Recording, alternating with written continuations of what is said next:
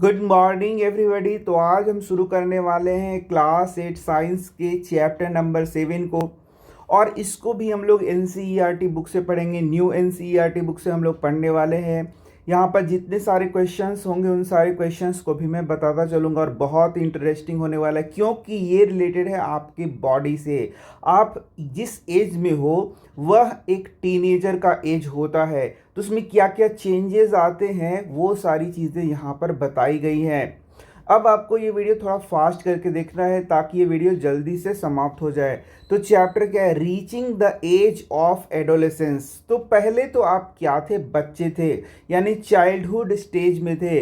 लेकिन अब आप जो है किस एज में है? तो एडोलेसेंस के एज में, यानी टीनेजर्स के एज में आप आ चुके हैं। तो यूजुअली देखोगे कि हम अपने लाइफ को अलग अलग फेजेस में जीते हैं। जैसे कि सबसे पहले क्या हो गया? चाइल्डहुड हो गया, उसके बाद तुम्हारा टीन एज आ जाएगा, ठीक है। और उसी के बाद क्या होता है? एडल्ट हुड आ जाएगा। और फिर शरीर क्या होगा? धीरे धीरे ओल्ड होता जाएगा, ठीक है। तो एक रफ मैंने ऐसे ही बताया, अलग अलग तरीके से इसको डिवाइड किया जाता है। तो तुम चाइल्डहुड मतलब बचपन से अब किस एज में आ गए हो? टीनेज में। और टीनेज के बाद रिप्रोडक्टिव फेज तुम्हारा शुरू होता है, जिसे हम लोग एडल्टहुड कहेंगे। और फिर व्यक्ति बाद में क्या होता है? बूढ़ा हो जाता है। तो ये 4 स्टेजेस सिंपली हम लोग पढ़ सकते हैं। तो इस चैप्टर में हमें टीनेज के बारे में काफ़ी चीज़ें बताई गई है। तो चलो हम लोग वही पढ़ रहे हैं, यानी एडोलेसेंस का पीरियड हमें पढ़ना है।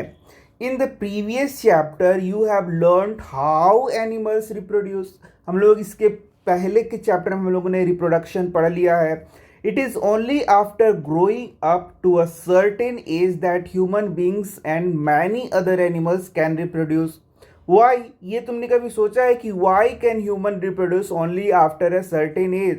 बिकॉज उसके पहले उनके शरीर में वो कैपेबिलिटी नहीं होती है कि वो रिप्रोडक्शन कर सके, यानी वो सेक्सुअली मैच्योर नहीं होते हैं। क्या तुम सोच सकते हो कि 5 साल का बच्चा रिप्रोडक्शन कर सकता है? क्या बिल्कुल भी नहीं कर सकता, क्योंकि वह एक उसका जो शरीर है उसमें काफ़ी सारे परिवर्तन होंगे और वो एक मैच्योरिटी को प्राप्त करेगा, तब जा कर के वह रिप्रोडक्शन कर सकता है। यानी रिप्रोडक्टिव रूप से वह मैच्योर होना चाहिए। In this chapter, you will learn about changes that take place in human body after which a person becomes capable of reproduction. That is the thing I was telling you कि वह कम as में capable of reproduction नहीं है, यानी कि वो reproduction नहीं कर सकता। वाई? क्योंकि उसकी बॉडी में वो सारी चीज़ें अभी डेवलप नहीं हुई है जो उसको रिप्रोडक्शन के काबिल बनाती हैं। इसका मतलब कि उसके शरीर में वो सारे चेंजेस धीरे धीरे होंगे, तब जाके वो रिप्रोडक्टिव फेज में आएगा और रिप्रोडक्शन कर सकता है। जैसे एक सिंपल तुम उदाहरण ले सकते हो, प्लांट से तुम ज़्यादा अच्छा समझ सकते हो। जैसे कि एक प्लांट है, तो प्लांट क्या है? बहुत छोटा सा, पहले तो एक सीडलिंग होगा, उसके बाद धीरे धीरे प्लांट क्या होगा? बड़ा होगा, उसके बाद वो काफ़ी बड़ा होगा, तब जा कर के उसमें रिप्रोडक्टिव फेज आएगा और उसमें फूल आएंगे। फूल आएंगे तो फूल का आना ही वो उसके रिप्रोडक्टिव फेज का शुरुआत होगा, जहाँ पर उसका मेल पार्ट होगा, फीमेल पार्ट होगा, और फिर वो रिप्रोडक्शन कर सकता है। तो क्या किसी पौधे को लगाते ही वो रिप्रोडक्शन करने लगेगा? आंसर है नहीं। वो जब तक सेक्सुअल मैच्योरिटी को नहीं प्राप्त करता है तब तक वो फ्लावरिंग नहीं करेगा और वो उसमें सेक्सुअल रिप्रोडक्शन नहीं आएगा। जैसे मान लो आम का पेड़ तुमने लगाया, तो क्या आम का पेड़ तुरंत लगाते के साथ फल देना शुरू करता है? नहीं, वो एक मैच्योरिटी फेज में जाता है, तब जा कर के उसमें रिप्रोडक्शन होना शुरू होता है।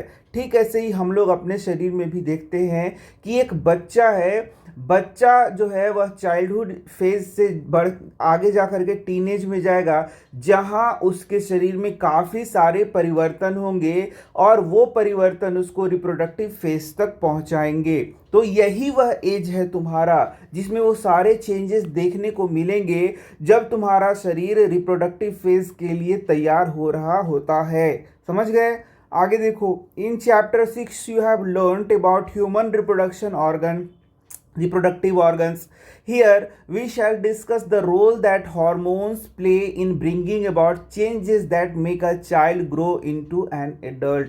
यही तो हम लोगों को सीखना है कि चाइल्ड से एडल्ट जो बनता है, वही जो बीच का जो पीरियड होता है वही है एडोलेसेंस का पीरियड, यानी कि ऑनसेट ऑफ प्यूबर्टी हम लोग कहते हैं। यौनारंभ वहाँ पर आरंभ होगा और यौनारंभ में काफ़ी सारे चेंजेस आएंगे शरीर में, बॉडी में सारे चेंजेस आएंगे जो कि एक चाइल्ड को एडल्ट बनाएगा। समझ गए? तो ये वर्ड तुम्हें यहाँ से यहाँ समझना है, इसी के बारे में पूरा हम लोग को समझना है, इसके बीच के सारे पीरियड को हम लोग को समझना है। वही पीरियड क्या है, वही समय क्या है, वही एडोलेसेंस का पीरियड है जिसमें काफ़ी सारे जो चेंजेस आते हैं जो कि उसको यौनारंभ में होते हैं। समझ गए?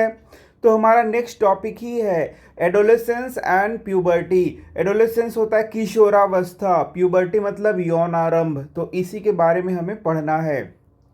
अब देखो, इसको थोड़ा सा कहानी से समझाने का कोशिश किया है।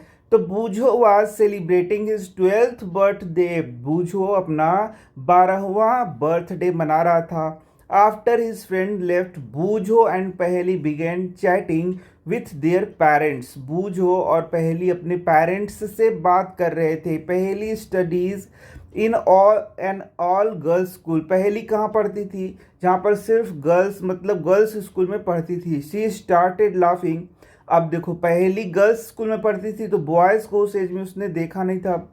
She remark that many of Boojho's school friends whom she met after a year had suddenly shot up in height, वह बताने लगी कि बूझो के दोस्तों से जिनसे वो 1 साल पहले मिली थी वो तो काफ़ी छोटे थे, लेकिन अचानक से उनका हाइट बहुत ज़्यादा बढ़ गया। ऐसा कैसे?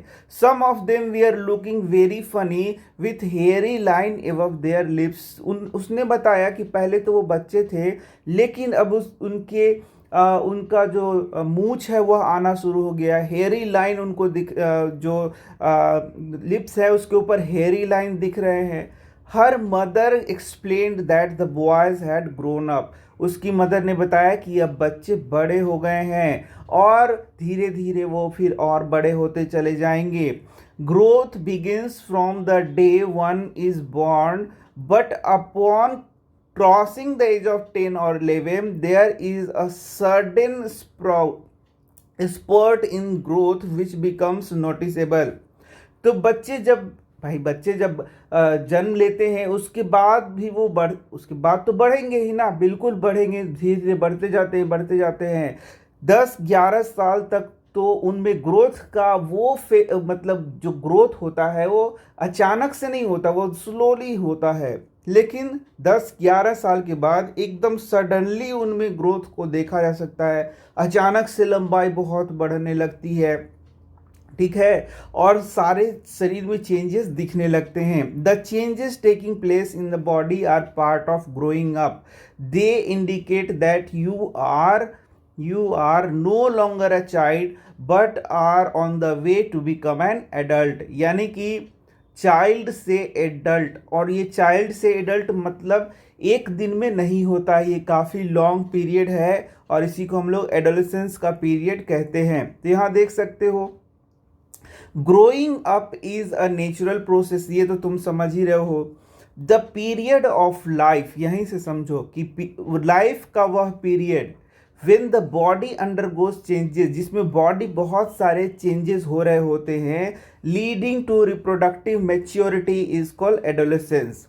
तो जैसे कि मैंने बताया कि हमारा चाइल्डहुड है, चाइल्डहुड के बाद का जो एज है वही एडोलेसेंस का एज है जिसको टीनेजर्स भी हम लोग कहते हैं। तो इसी फेज में, ये जो फेज है, इसी फेज में कोई एक बच्चा क्या बनता है? एडल्ट बनता है, ठीक है, एक बच्चे से एडल्ट की ओर वह बढ़ जाता है, यानी कि उसके शरीर में रिप्रोडक्टिव मैच्योरिटी आ जाती है, यानी कि वो फिर रिप्रोडक्शन करने लायक हो जाता है।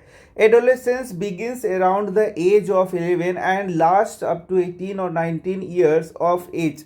अब यहाँ से तो एक क्वेश्चन बन रहा है लेकिन हम लोगों ने छोड़ दिया कि एडोलेसेंस किसे कहते हैं, तो बोलेंगे पीरियड ऑफ लाइफ। यह क्या है? लाइफ का एक पीरियड है जब when the body undergoes changes, और बॉडी जिसमें बहुत सारा चेंजेस इसमें होता है, लीडिंग टू रिप्रोडक्टिव मैच्योरिटी, जिससे कि वह रिप्रोडक्टिव मैच्योरिटी को प्राप्त करता है, इज कॉल्ड एडोलेसेंस। ठीक है। और एडोलेसेंस कब बिगिन करता है? तो at the age of 11 and last up to 18 और 19 ईयर्स ऑफ द एज, यानी कि 11 से शुरू होता है और 19 और 18 और 19 ईयर्स तक रहता है। Since this period covers the teens, यानी कि 13, 14, 15, 16, इस तरीके से TEEN आ रहा है ना, तो इस मतलब 13 टीन आ रहा है वर्ड, 18 टीन आ रहा है वर्ड, 19 टीन आ रहा है वर्ड। ठीक है। तो adolescents are also called teenagers. Adolescence को ही हम लोग क्या बोलते हैं? इस एज को टीनेजर्स बोलते हैं। तो वही मैं बता भी रहा था तुम्हें कि चाइल्डहुड के बाद टीनेज जो ये आया, जो कि कब से कब तक है, तो यहाँ पर बता रहा है 11 से 18 19 साल, या 12 से 18 19 साल। ठीक है।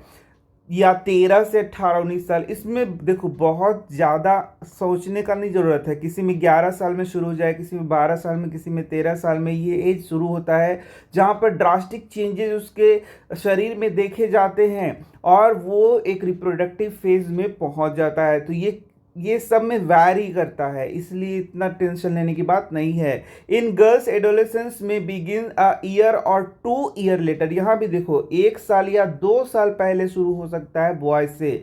Also the period of adolescence varies from person to person, यहाँ क्लियर लिखा हुआ है कि ये जो एडोलेसेंस का पीरियड है, पीरियड मतलब समय है, इतना समय, ये जो समय लाइफ का होता है इसी को एडोलेसेंट का पीरियड कहते हैं, जिसमें बच्चा चाइल्ड से एडल्ट की ओर बढ़ रहा होता है, जिसमें उसके शरीर में काफ़ी सारे चेंजेस हो रहे होते हैं, जिसमें वह उसका जो शरीर है वह रिप्रोडक्टिव फेज में प्रवेश करने वाला होता है, यानी कि रिप्रोडक्टिव मैच्योरिटी को प्राप्त करता है।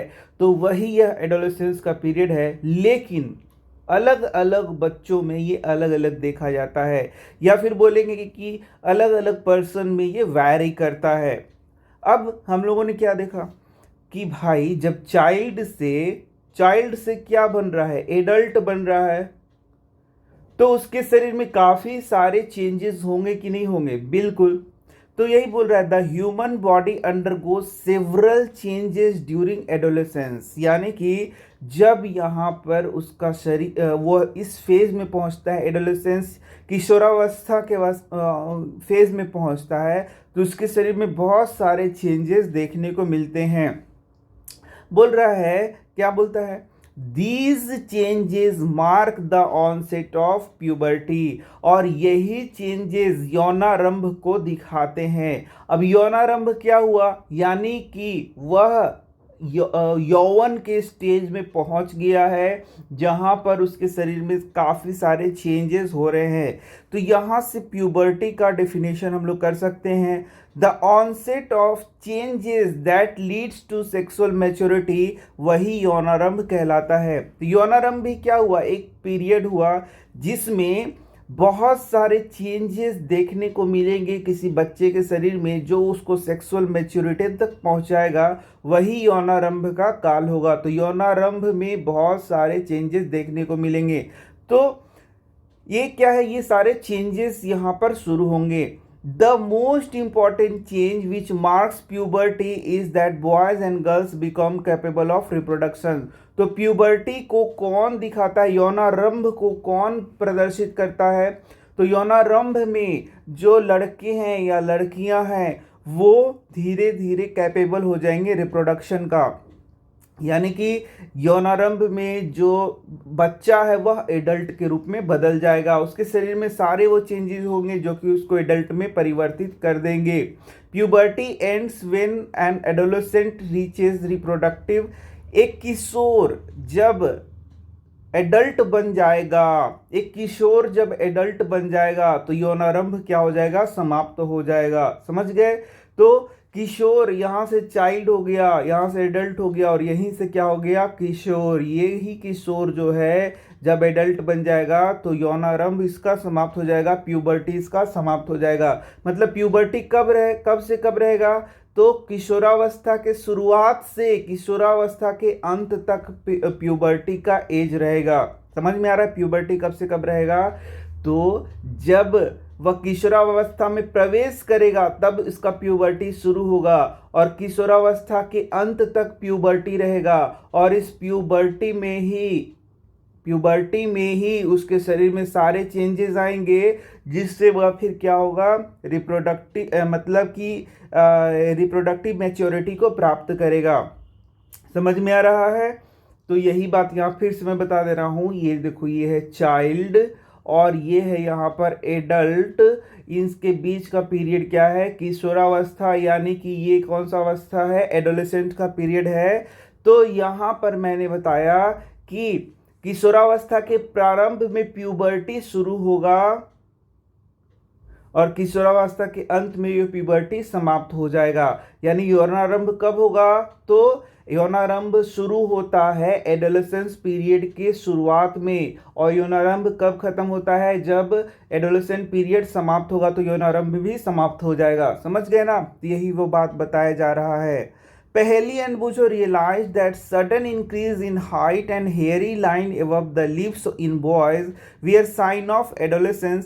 They wanted to know more about other changes at puberty. तो ये जो प्यूबर्टी है उसमें क्या क्या और चेंजेस आएंगे उसके बारे में यहाँ देखना है। तो चेंजेस इन प्यूबर्टी, तो देखो क्या क्या बोल रहा है, इंक्रीज इन हाइट, यानी कि प्यूबर्टी में इंक्रीज इन हाइट होगा, चेंज इन बॉडी शेप होगा, वॉइस चेंज होगा, ये सारी चीज़ पढ़ना है। Development of sex organ, reaching mental intellectual and emotional maturity. ठीक है, हाँ यहाँ भी है increase activity of sweat and sebaceous gland. तो ये सारे टॉपिक्स हमें इसके अंदर पढ़ने होंगे। समझ रहे हो बात को?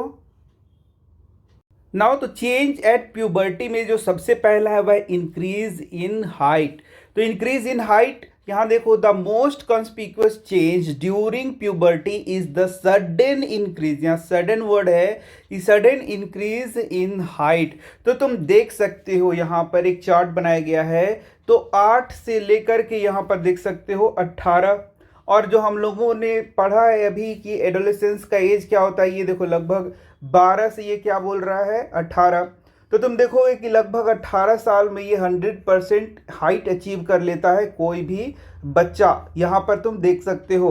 तो यहाँ पर वही चीज़ लिखा है, at this time the long bones that is the bones of the arms and the legs elongate and make a person toll.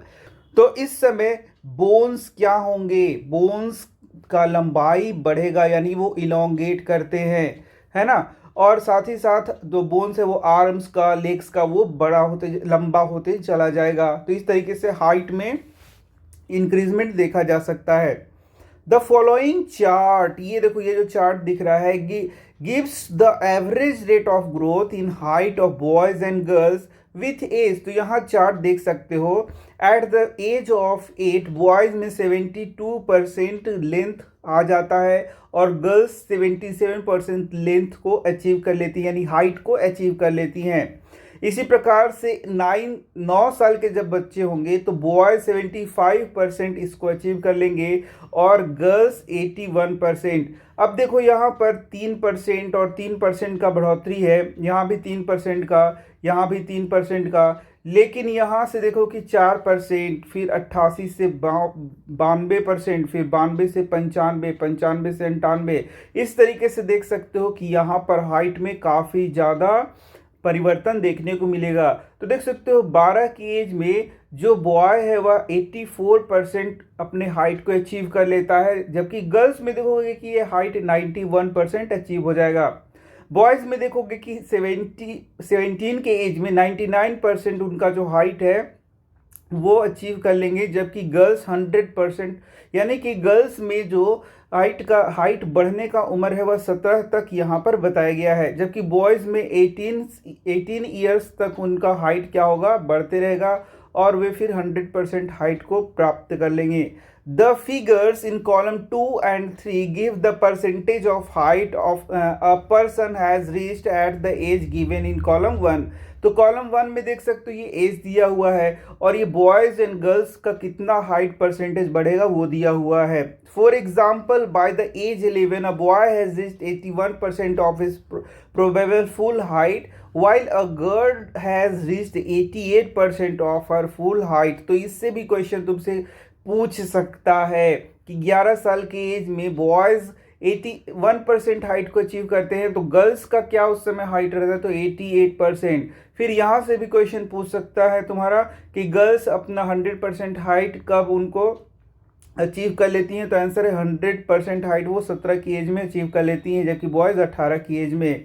These figures are only representative and there may individual variation. ये बात हमेशा याद रखना कि यहाँ पर individually person to person क्या कर सकता है, वैरी कर सकता है according to their genetic information. जो उनके माता पिता से आ रहा है जेनेटिक इंफॉर्मेशन उस तरीके से।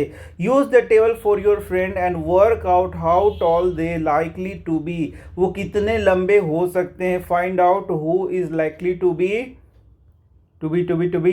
The tallest and who might be the shortest in your class. तो ये तुम एक अनुमान लगा सकते हो, ऐसा कोई ज़रूरत नहीं है कि जिसे तुमने टॉलेस्ट घोषित किया है हो सकता है कि वो एवरेज ही रह जाए, ऐसा भी हो सकता है।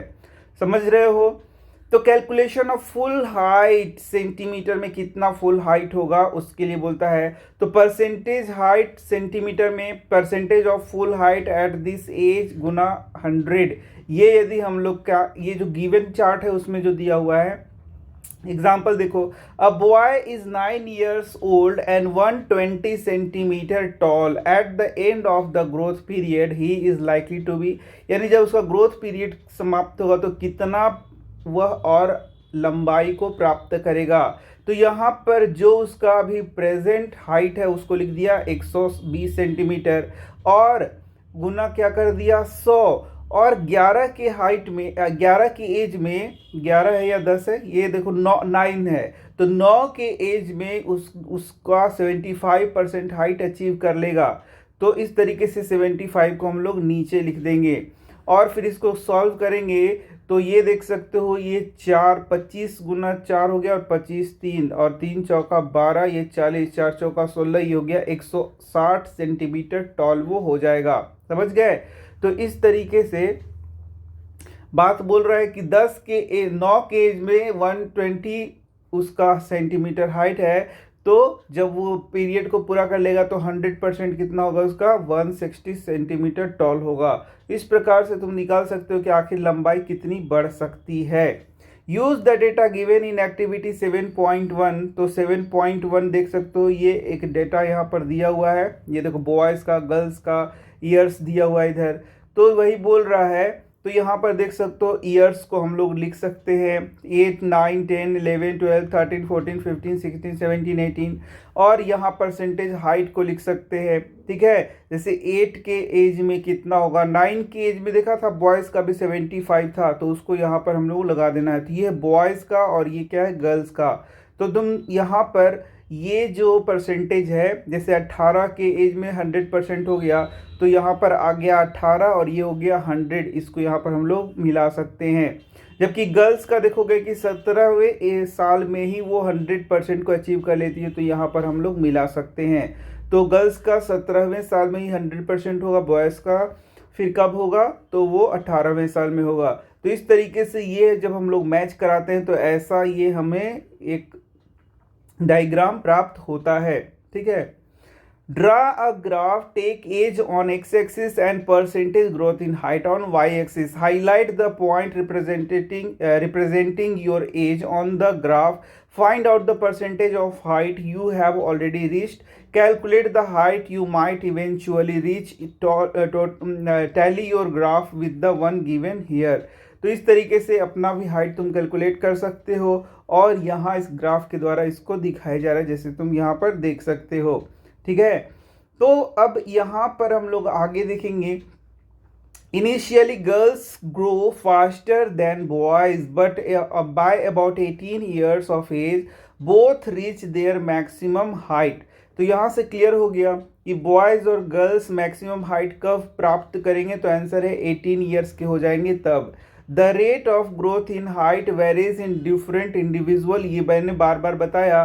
सम में grow suddenly at puberty and then slow down while others में ग्रो ग्रेजुअली। तो जो प्यूबर्टी का समय है उस समय, जो यौनारंभ है उस समय कुछ लोग बहुत ज़्यादा हाइट में बढ़ सकते हैं, जबकि कुछ धीरे धीरे बढ़ते हैं।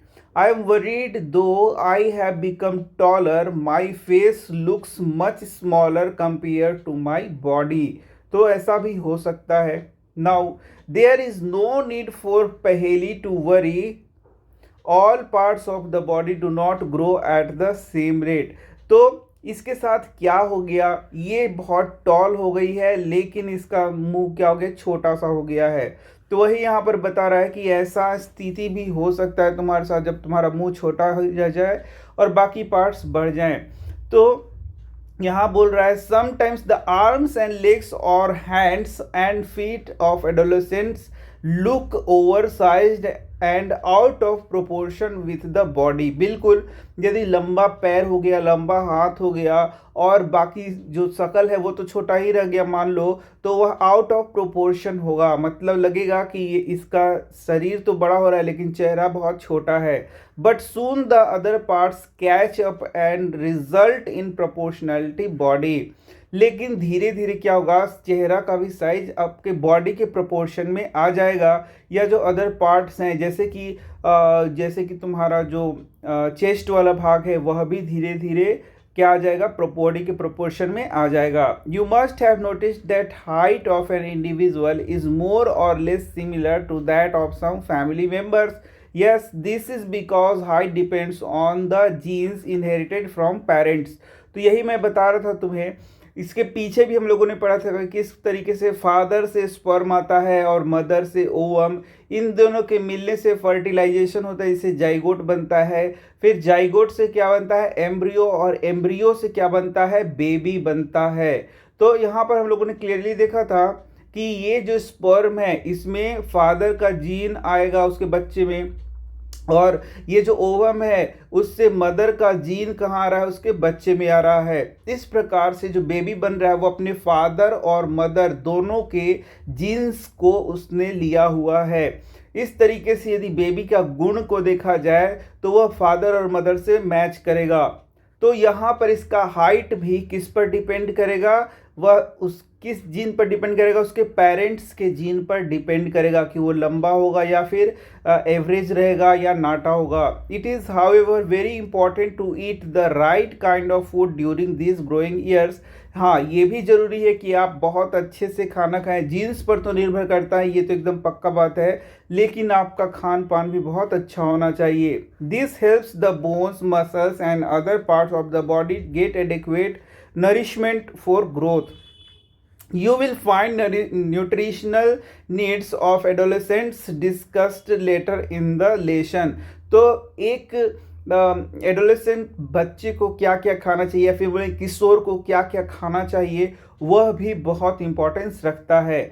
अब देखो, change in body shape second हमारा आ गया।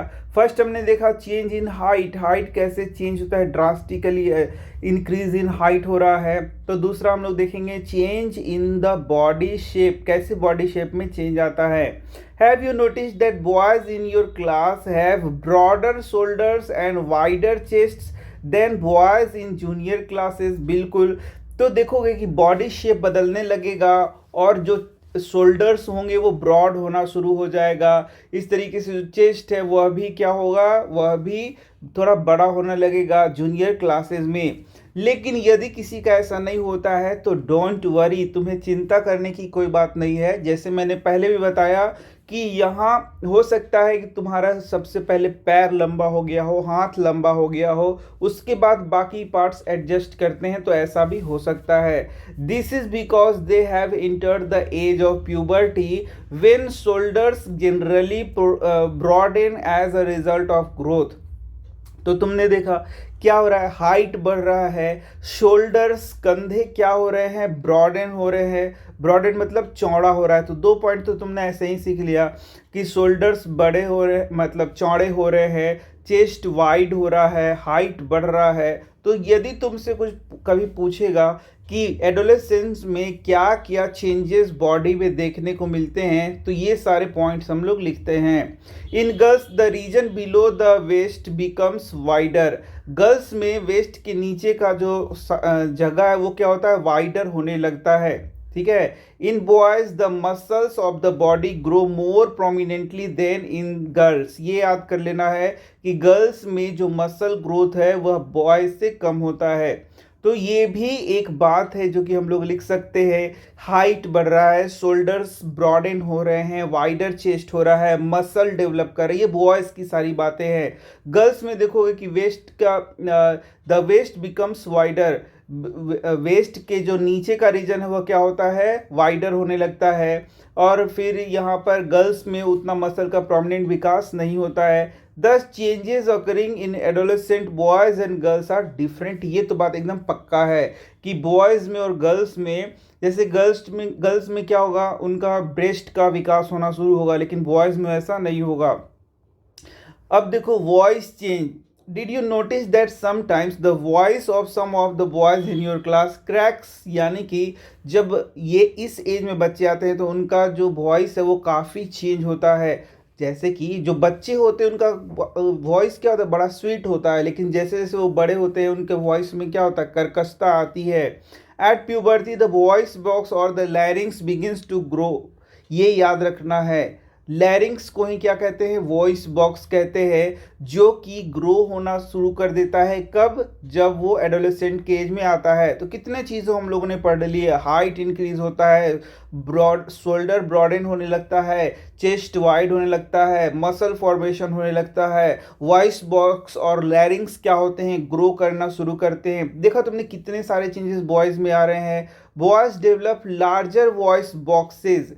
ठीक है। The growing voice box in boys can be seen as a protruding part. Protruding मतलब उभरा हुआ part of the throat. Throat के आगे एक उभरा हुआ पार्ट निकलेगा, ये देखो, और यहाँ पर लैरिंग्स पाया जाएगा। ठीक है।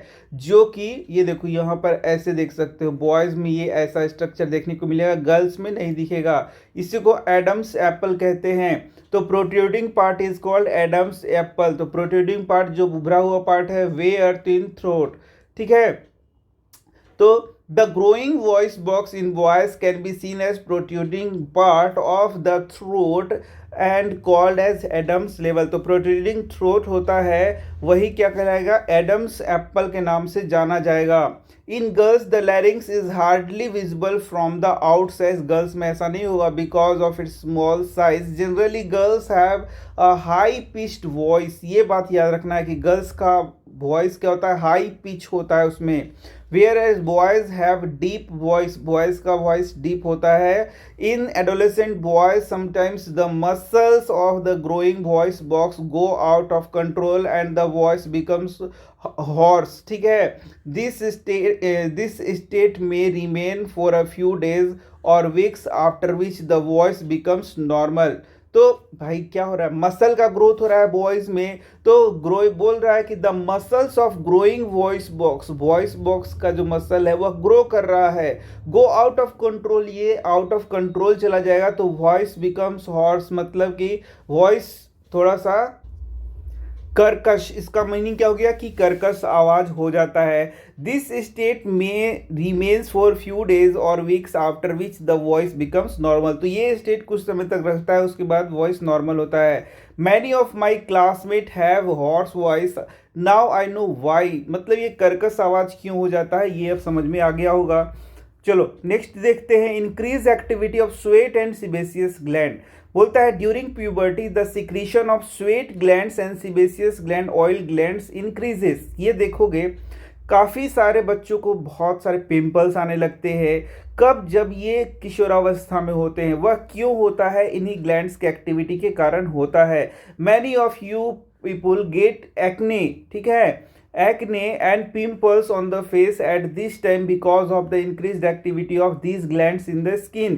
यानी स्किन में जो सीबेसियस ग्लैंड है और जो स्वेट ग्लैंड है उसका एक्टिविटी क्या हो जाता है, बढ़ जाता है, जिससे एक्ने होना शुरू हो जाता है, मुहासे होना शुरू हो जाता है। A few glands such as sweat glands, oil glands and salivary glands releases their secretion through ducts.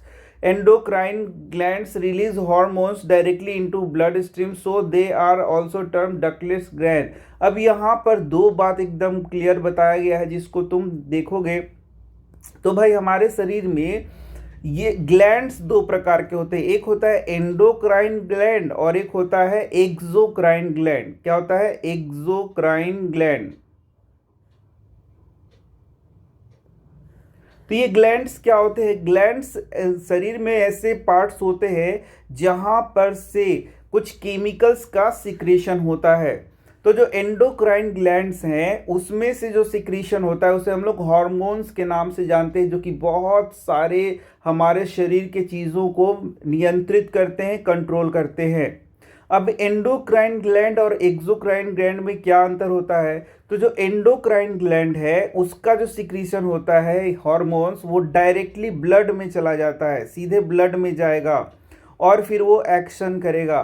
लेकिन जो एक्सोक्राइन ग्लैंड है उसका जो सिक्रीशन है डायरेक्टली ब्लड में नहीं जाता है, बल्कि पाइप्स के द्वारा जाता है। इस तरीके से पाइप्स समझ लो, डक्ट जिसको कहेंगे।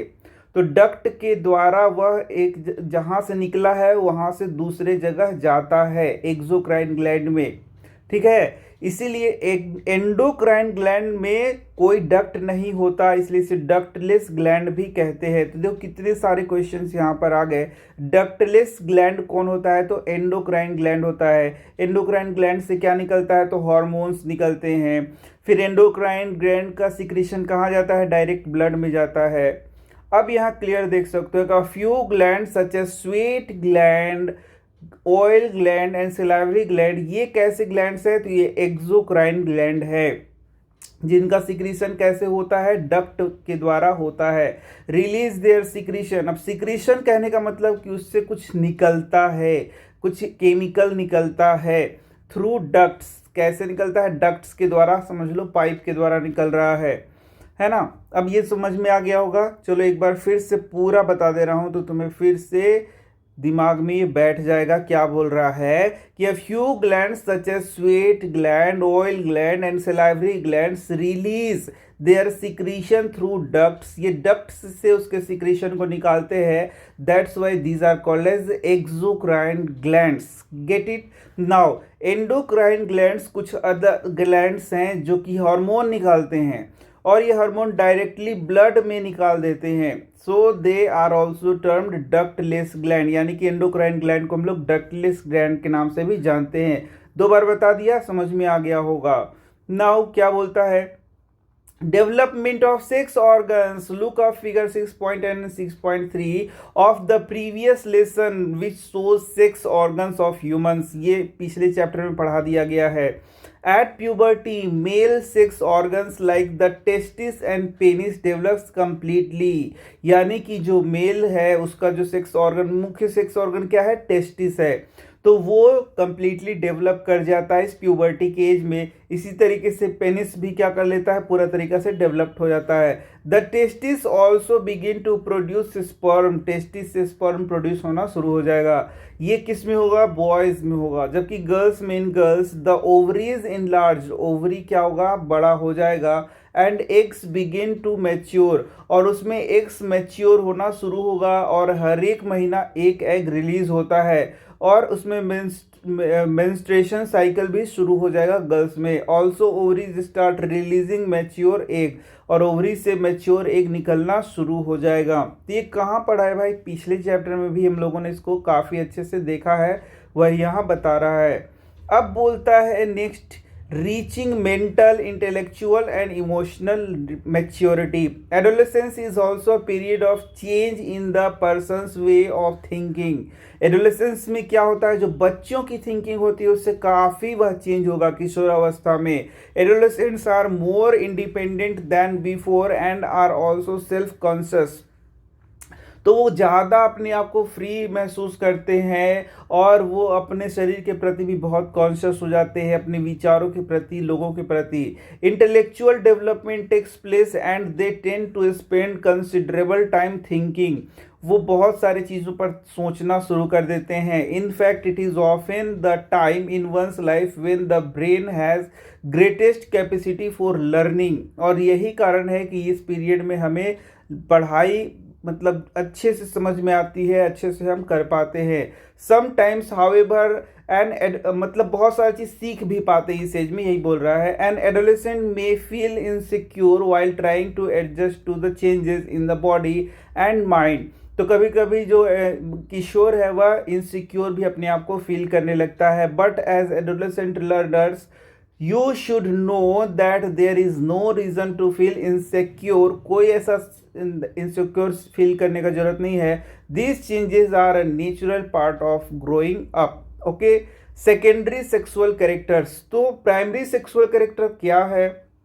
जब बच्चा का जन्म होता है तो उसके सेक्स को देख करके पता किया जाता है कि वह मेल है कि फीमेल है, वो प्राइमरी सेक्सुअल कैरेक्टर कहलाएगा। लेकिन जब बच्चा धीरे धीरे ग्रो करेगा और प्यूबर्टी के एज में आएगा तो उसमें नए नए लक्षण गुण आने लगेंगे जो कि मेल को पहचान में लाएगा या फीमेल को पहचान में लाएगा। जैसे तुम देख सकते हो मेल में मुस्टैचेस का निकलना, बियर्ड का निकलना कब शुरू होता है? जब वो प्यूबर्टी के एज में आएंगे तो उस समय जो सेकेंडरी सेक्सुअल कैरेक्टर है जो कि उसको बताया कि वह मेल है कि फीमेल है, वो शुरू हो जाता है। जैसे मेल में मूंछ का आना, दाढ़ी का आना, जैसे मैंने बताया। फीमेल में ब्रेस्ट के आकार का बढ़ना, वह क्या है? सेकेंडरी सेक्सुअल कैरेक्टर है। जो कब दिखता है? तो इसी एज में दिखता है, मतलब इसी एज में इन दोनों में ये चेंजेस दिखते हैं। You have learned in chapter 6 that testis and ovaries are reproductive organs. They reproduce the gametes that is sperm and ova. ये सब तो मैंने पढ़ा दिया पिछले चैप्टर में। ओवरीज से क्या निकलता है? ओवम निकलता है। टेस्टिस से क्या निकलता है? स्पर्म्स निकलते हैं। In girls breasts begin to develop at puberty, और वो सेकेंडरी सेक्सुअल कैरेक्टर को दिखाता है। And boys begin to grow facial hair that is moustaches and beard. तो ये सेकेंडरी सेक्सुअल कैरेक्टर को दिखाता है। As these features help to distinguish the male from the female, they are called secondary sexual characters। ठीक है, तो जो primary sexual characters है वो जो बचपन में देखा जाता है, बने बच्चे को देखा जाता है, तो जब वो ग्रो करते हैं तो उसमें सेकेंडरी सेक्सुअल कैरेक्टर्स देखा जाता है, जिससे कि क्लियरली पता चल जाएगा बाहर से कि कौन लड़का है कौन लड़की है। Boys also develop hair on their chest पे बॉयज का हेयर आएगा। In both boys and girls hair grows under the arms, arms के अंदर दोनों में बाल निकलना शुरू हो जाएंगे। And in the region above the thighs और द प्यूबिक रीजन, जो प्यूबिक रीजन है जो कि उनका रिप्रोडक्टिव पार्ट जहाँ होता है वहाँ पर हेयर आना शुरू हो जाता है। थाइज में के ऊपर हेयर आना शुरू हो जाता है। तो ये सारे सेकेंडरी सेक्सुअल कैरेक्टर्स हैं जो कि बता रहे हैं कि उनका शरीर चेंज हो रहा है। बोथ बूझो and Paheli wish to know what initiates changes at puberty। तो बूझो और पहेली सोचते हैं कि भाई प्यूबर्टी में ही इतने सारे चेंजेस क्यों होते हैं। तो इसका आंसर इस तरीके से है बच्चों की प्यूबर्टी में हार्मोन्स का जो रिलीज होता है वो बहुत ज़्यादा होने लगता है। जो मेल है फीमेल है उसके शरीर में ये जो हार्मोन है, बहुत सारे ऐसे हार्मोन हैं जो कि उसके शरीर में बदलाव लाने के लिए, जो आगे लिखा हुआ है लाने के लिए ज़रूरी है, वो बहुत ज़्यादा रिलीज़ होने लगते हैं, जिस कारण से ये सारे चेंजेस उसकी बॉडी में देखने को मिलते हैं। तो ये हार्मोन कौन से हैं, हार्मोन्स क्या होते हैं, यहाँ सब लिखा हुआ है। यहाँ देखो क्या बोल रहा है, the changes which occurs at adolescence are controlled by hormones. ऐसे तो हार्मोन्स हमारे लाइफ के हर एक सिचुएशन को क्या करता है, कंट्रोल करता है, यानी हमारे बॉडी को पूरा कंट्रोल करता है हार्मोन। और साथ ही साथ जो ब्रेन है वह, ये आगे क्लासेस में पढ़ोगे कि हमारा जो बॉडी है ब्रेन के द्वारा और हार्मोन्स के द्वारा क्या होता है, रेगुलेट होता है। लेकिन इस टाइम में जब एडोलेसेंस होता है तो कुछ ऐसे हार्मोन्स होते हैं जो कि शरीर के विकास के लिए, शरीर में चेंजेस लाने के लिए बहुत ज़्यादा मात्रा में निकलने लगते हैं। Hormones are chemical substances, these are secretions from endocrine glands. तो यहाँ से क्वेश्चन जो मैंने पहले बताया था कि हार्मोन्स क्या है, तो हार्मोन्स क्या है, केमिकल सब्सटेंसेस हैं which are released from endocrine glands, जो कि एंडोक्राइन ग्लैंड से रिलीज होते हैं या सिक्रीट होते हैं। दोनों वर्ड याद रख सकते हो। यहाँ सिक्रीशंस बोल रहा है, तुम सिक्रीट वर्ड यूज कर सकते हो कि हार्मोन्स वैसे केमिकल्स हैं जो कि एंडोक्राइन ग्लैंड से सिक्रीट होते हैं। एंडोक्राइन ग्लैंड, एक्सोक्राइन ग्लैंड पहले मैंने बताया है तुम्हें इसी चैप्टर में। और endocrinal system. The male hormone और testosterone begins to be released by the testis at the onset of puberty. देखो यही से बात कह रहा है कि जो मेल हार्मोन है उसका नाम है टेस्टोस्टेरोन, इसको याद रखना है, पहला क्वेश्चन। दूसरा ये बोलता है कि जब प्यूबर्टी आता है तो ये जो सेक्स हार्मोन इसको कहते हैं, हम लोग सेक्स हार्मोन भी कहते हैं, ये बहुत ज़्यादा मात्रा में रिलीज होने लगता है, जिसके कारण प्यूबर्टी में सारे चेंजेस बॉयज़ में देखने को मिलते हैं। अब दूसरी बात ये है, दूसरा क्वेश्चन ये है कि ये निकलता कहाँ से, तो टेस्टिस से निकलता है। ये जो टेस्टोस्टेरोन हार्मोन है वो टेस्टिस से रिलीज होता है। This cause changes in boys about which you have just learn. तो ये बहुत ज़्यादा रिलीज होता है इस एज में। अब ये जो टेस्टोस्टेरोन हार्मोन है ऐसा नहीं कि बस उसी एज में रिलीज होता है, ये हमेशा रिलीज होते रहता है, लेकिन जब ये प्यूबर्टी का एज होता है तो बहुत ज़्यादा रिलीज होता है और बाद में ये फिर नॉर्मलाइज हो जाता है। For example the growth of facial hair, ये सारा जो हम लोगों ने पढ़ा था कि मुस्टैचेस का आना, बियर्ड का आना, पेनस की साइज़ का बढ़ जाना, टेस्टिस का मैच्योर हो जाना, ये सारा चीज़ ये और इसी के साथ जो बॉडी में ग्रोथ देखने को मिल रहा है वह भी कहीं ना कहीं टेस्टोस्टेरोन उसको प्रभावित करता है। समझ गए? किसमें? बॉयज़ में। Once puberty is reaches in girls, ovaries begins to produce the female hormone estrogen। और फीमेल में भी जो टेस्टिस होता है वह क्या रिलीज करने लगता है? एस्ट्रोजन। यहाँ देखो ये एस्ट्रोजन, क्वेश्चन यहाँ से पूछेगा कि फीमेल हार्मोन का नाम लिखें तो वह है एस्ट्रोजन। अब देखो which makes the breast develop, तो फीमेल में जो भी फीमेल का सेकेंडरी सेक्सुअल कैरेक्टर्स है उसको जो डेवलप करेगा वो एस्ट्रोजन डेवलप करेगा। तो दूसरा क्वेश्चन ये पूछेगा कि कहाँ से रिलीज होता है, तो आंसर है ओवरीज से रिलीज होता है। इस तरीके से सारे क्वेश्चंस तुम्हें याद कर लेने हैं। मिल्क सिक्रीटिंग ग्लैंड और mammary glands develop inside the breast, ये बहुत इंपॉर्टेंट है। जो मेमरी ग्लैंड्स है या मिल्क सिक्रेटिंग ग्लैंड, ये जो जिससे कि मिल्क बनता है वह फीमेल में ब्रेस्ट्स में डेवलप होता है। द प्रोडक्शन ऑफ दीज, ये क्वेश्चन था, इसका आंसर मैंने बताया।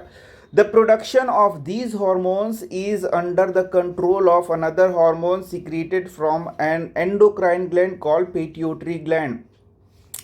अब जो हमारा मस्तिष्क है उसी के पास एक ग्लैंड होता है पिट्यूटरी ग्लैंड, समझ गए? और इस पिट्यूटरी ग्लैंड से, यहाँ पर एक ग्लैंड है जिसको बोलते हैं पिट्यूटरी ग्लैंड, इसी ग्लैंड से एक हार्मोन निकलेगा जो कि किसको रेगुलेट करेगा, तो वह ओवरी को और टेस्टिस को रेगुलेट करेगा, जिससे कि वो टेस्टोस्टेरोन और ये एस्ट्रोजन हार्मोन निकाल सके। तो इस तरीके से पिट्यूटरी ग्लैंड को मास्टर ग्लैंड के नाम से भी जाना जाता है। अब आगे की क्लासेस में पढ़ोगे पिट्यूटरी ग्लैंड से बहुत बहुत बहुत सारे हार्मोन्स निकलते हैं जो कि शरीर को अलग अलग प्रकार से कंट्रोल करते हैं। तो ये सारा चीज़ आगे की क्लासेस में और अच्छे से पढ़ना है। नाउ बोल क्या रहा है? Role of hormones in initiating reproductive function. तुमसे एक क्वेश्चन मैं यहाँ पूछ रहा हूँ, ये एंडोक्राइन ग्लैंड से रिलीज होने वाला हार्मोन कहाँ जाता है? तो आंसर है ये ब्लड स्ट्रीम में जाता है और उसके बाद जहाँ इसका काम है वहाँ चला जाता है, यानी साइट ऑफ एक्शन पर चला जाता है ब्लड के थ्रू।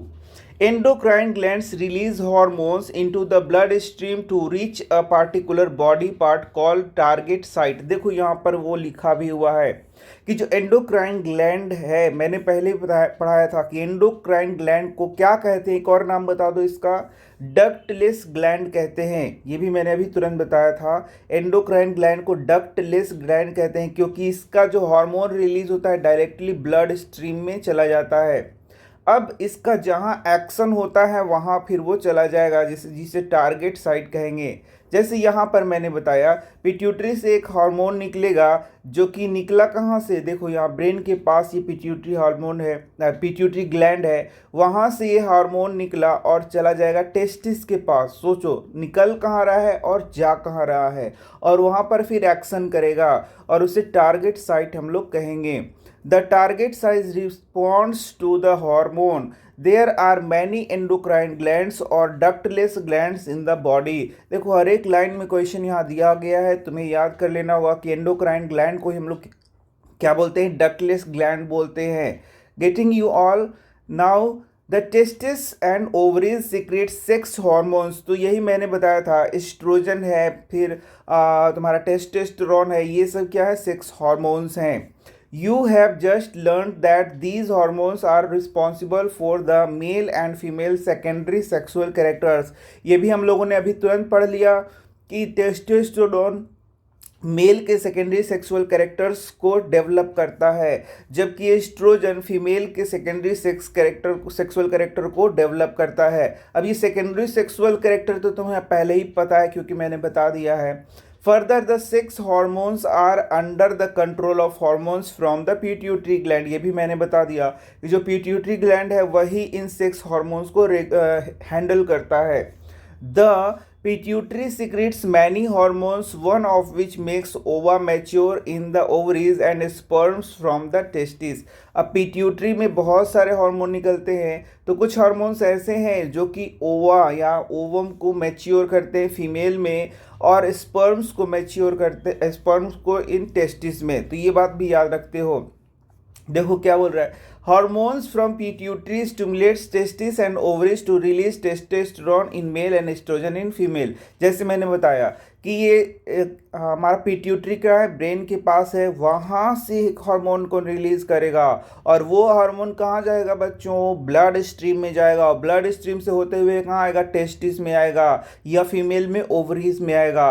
और उसका टारगेट साइट यानी कौन हो गया, यस ये हो गया टेस्टिस या फिर ओवरी। अब ये टेस्टिस में जा करके उसको स्टिमुलेट करेगा कि यहाँ से हार्मोन निकालो, तो ये फिर हार्मोन निकालेगा टेस्टोस्टेरोन। फिर ये टेस्टोस्टेरोन फिर ब्लड स्ट्रीम में जाएगा, और ब्लड स्ट्रीम में जा करके जहाँ जहाँ इसका एक्शन है वहाँ वहाँ वो करेगा।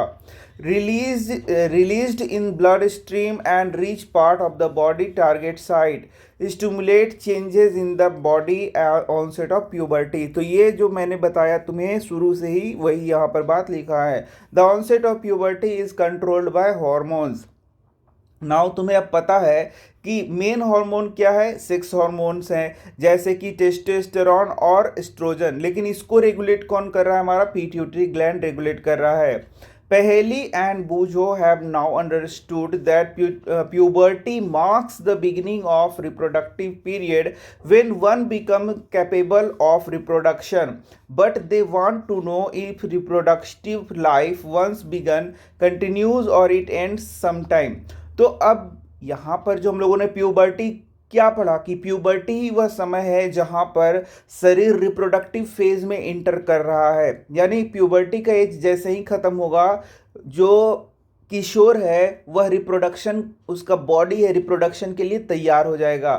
तो किशोरावस्था के बाद क्या उसको वह जीवन भर रिप्रोडक्शन कर सकता है या कुछ एज है, तो यहाँ पर वही बताया जा रहा है reproductive phase life in humans, यानी कि रिप्रोडक्शन का जो फेज होता है किसके बाद आ रहा है, प्यूबर्टी के बाद आ रहा है, तो वो कितना समय तक रहेगा।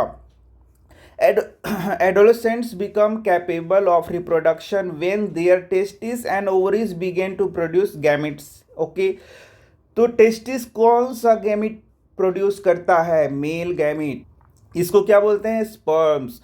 तो ओवरीज कौन सा गैमिट रिलीज करता है, तो ओवम, यस फीमेल गैमिट, और उसको ओवम कहते हैं।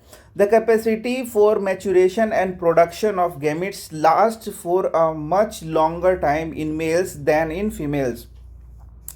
तो यहाँ पर समझना ये है कि फीमेल में फीमेल गैमिट कब तक पैदा होगा, कब तक जनरेट होगा, और मेल में स्पर्म्स कब तक जनरेट होंगे, कब तक वो डेवलप होगा। तो क्लियरली लिख रहा है कि मेल्स में स्पर्म को बनाने की कैपेसिटी बहुत ज़्यादा है, जबकि फीमेल्स में एक खास एज तक ही ये ओवम को रिलीज़ कर सकती हैं। जैसे फीमेल्स में अलग अलग जगहों पे देखो, कहीं लिखा है 45, कहीं लिखा है 48, फिर 50 के एज तक ही वो क्या कर सकते हैं, एक को रिलीज़ कर सकती हैं। जबकि शुरुआत कब से होगा, तो 10 से 12 साल यहाँ देख सकते हो। यानी कि फीमेल्स में रिप्रोडक्टिव फेज का क्या है, एक एक खास पीरियड होता है, जबकि मेल्स में इस तरीके का बात नहीं है, उसमें स्पर्म प्रोडक्शन की क्षमता काफ़ी समय तक होती है।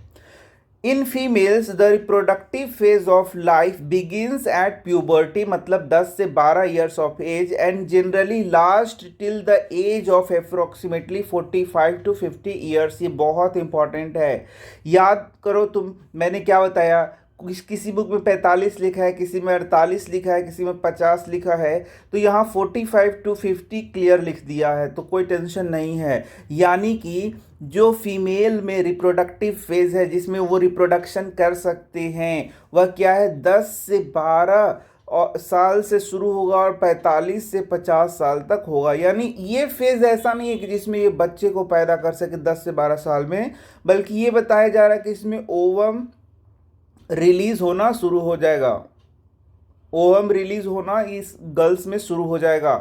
हालांकि जब ओवम रिलीज होना शुरू हो जाएगा तो वो कंसीव कर सकती हैं, यानी कि उनमें वह क्षमता है जिससे कि वह बेबी को जन्म दे सकें। ठीक है। The ova begins to mature with the onset of puberty, ova mature होने लगता है जैसे ही प्यूबर्टी शुरू होता है।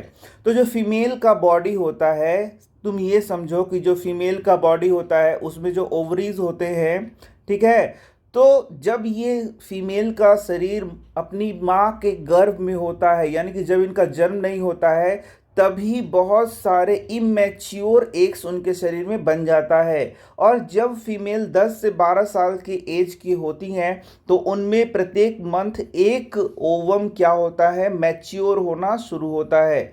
इसलिए यहाँ पर लिखा है मैच्योर, यहाँ पर बनना कहीं भी नहीं लिखा है, तुम ध्यान दोगे तो कभी कहीं भी नहीं लिखा हुआ है कि ओवम बनता है। हम हर जगह लिखा हुआ है कि the ova begins to mature with the onset of puberty at the age of 10 से 12, यानी 10 से 12 साल के जैसे ही होती हैं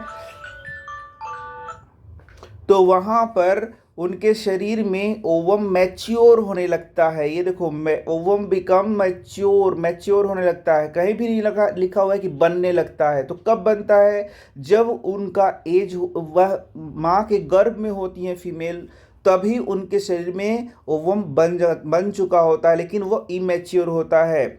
और जैसे ही वो 10 से 12 साल की एज में आती हैं, हर एक मंथ एक ओवम मैच्योर होना शुरू होता है।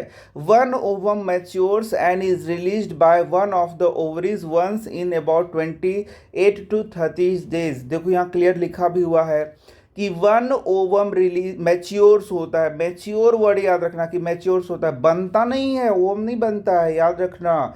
And is released by one of the ovaries, हम लोगों ने क्या पढ़ा कि 2 ओवरीज है, तो 2 ओवरीज में से एक ओवरी जो है उससे क्या होता है, ये एग का एक रिलीज होता है। ये ओवरीज हम लोगों ने पढ़ा है ना, पीछे के चैप्टर में ओवरी पढ़ा है ना, तो या तो इस ओवरी से या तो इस ओवरी से एक क्या होगा, रिलीज होगा। कैसे रिलीज होगा, जब वो मैच्योर हो जाएगा तब रिलीज होगा। During this period the wall of the uterus becomes thick so as to receive the egg, और इसी के साथ ही वाल भी क्या होते जाएगा, इसका यूटेरस का वाल। अब देखो, ये इसके पीछे के चैप्टर को तुमने नहीं पढ़ा है तो ये तुम्हें समझ नहीं आ रहा होगा, लेकिन इसके पीछे के चैप्टर को पढ़ा होगा तो ये जरूर समझ में आ रहा होगा कि जैसे जैसे यहाँ पर एग मैच्योर होता है 28 से 30 डेज में, वैसे वैसे इसका वाल भी क्या होते जाता है, स्पॉन्जी होते जाता है, इसमें ब्लड बहुत सारा भर जाता है। ठीक है, क्यों, क्योंकि जब एग रिलीज हो और यहाँ से यदि स्पर्म आ जाए तो एग और स्पर्म मिल करके जो जाइगोट बनाएंगे, फिर एम्ब्रियो बनाएंगे, उसको ये डेवलप कर सके। इसीलिए हर एक महीना ये जो ओवरी का वाल है अपने आप को क्या करता है, तैयार करता है। ये देखो, ओवरी का वाल नहीं, यूटेरस का वाल। यूटेरस का वाल हर महीना अपने आप को क्या करता है, तैयार करता है, जिससे कि वो फर्टिलाइज्ड एग को डेवलप कर सके, या बोलेंगे कि जो एम्ब्रियो है उसको वहाँ पर डेवलप कर सके। ये पढ़ा है ना पिछले चैप्टर में कि यूटेरस में ही बेबी क्या होता है, बेबी का विकास होता है। लेकिन कोई ज़रूरी नहीं है कि स्पर्म पहुँचे ही, यानी जब स्पर्म नहीं पहुंचेगा तो ये जो वाल है फिर टूट टूट के हर एक महीना फीमेल के शरीर से बाहर चला जाता है। ठीक है, तो ये भी चीज़ यहाँ पर लिखा है, इसको मेंस्ट्रुएशन कह रहा है यहाँ पर। In case it is fertilized and begins to develop, this results in pregnancy। यहाँ पर लिखा हुआ है प्रेगनेंसी वर्ड, तो तुम यहाँ समझ सकते हो कि यदि एग जो है वह यहाँ पर स्पर्म पहुँच जाता है, पहला कंडीशन कि जब स्पर्म पहुँच जाता है एग से, वो क्या करेगा, फर्टिलाइज करेगा। फर्टिलाइजेशन के बाद जाइगोट, और जाइगोट के बाद एम्ब्रियो बनेगा, तो वो एम्ब्रियो फिर यहाँ डेवलप करने लगेगा।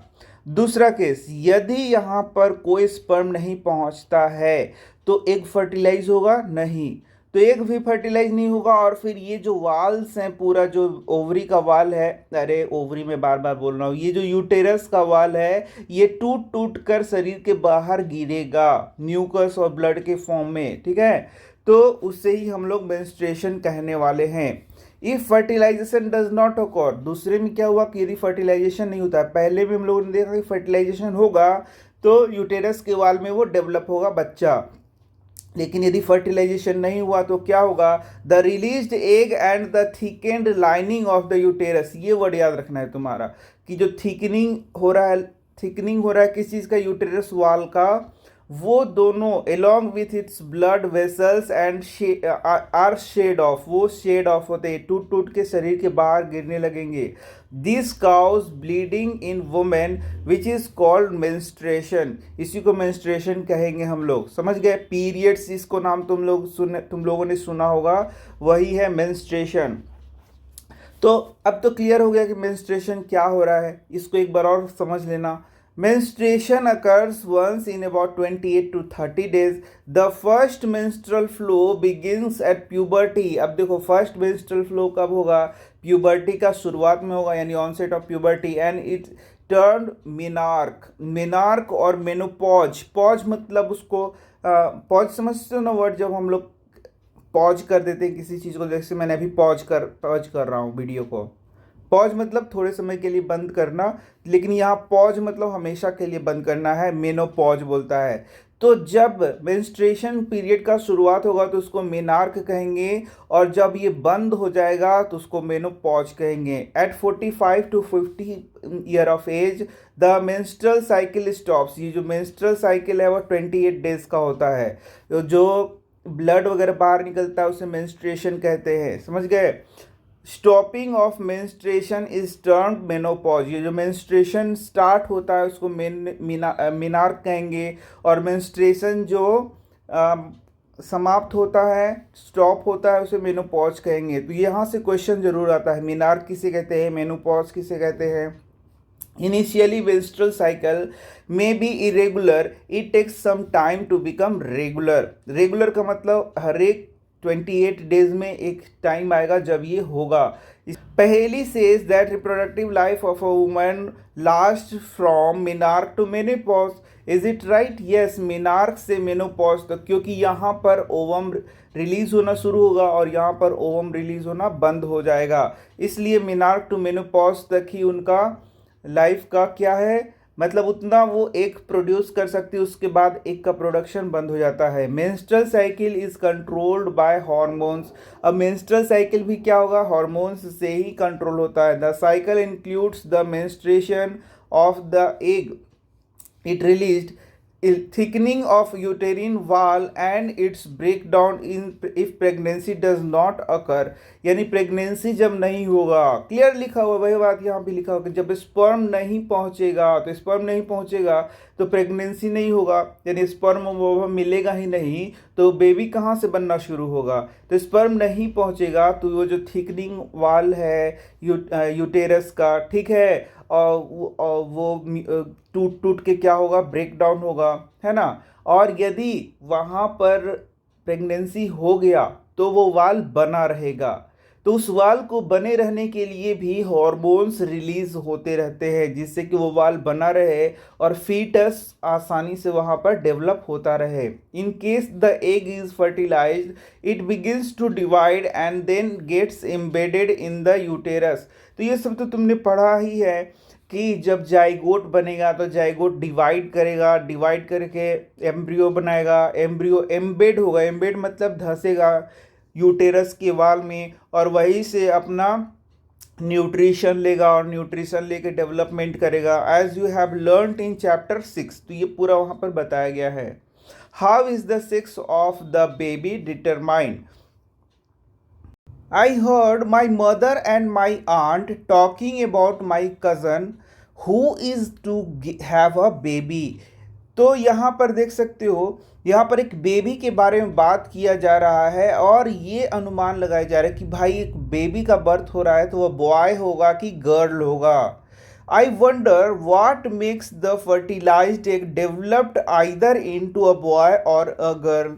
अब यहाँ पर तुम खुद जानते हो, पिछले चैप्टर में मैंने कितने अच्छे से बताया है कि एक स्पर्म और ओवम जब आपस में मिलते हैं तो उसे फर्टिलाइजेशन कहते हैं, और फर्टिलाइजेशन के बाद एक फर्टिलाइज्ड एग बनेगा जिसे हम लोग जाइगोट कहते हैं। तो अब यही जो जाइगोट है वह एम्ब्रियो बनाएगा और अल्टीमेटली इसी से क्या बनेगा? बेबी बनेगा।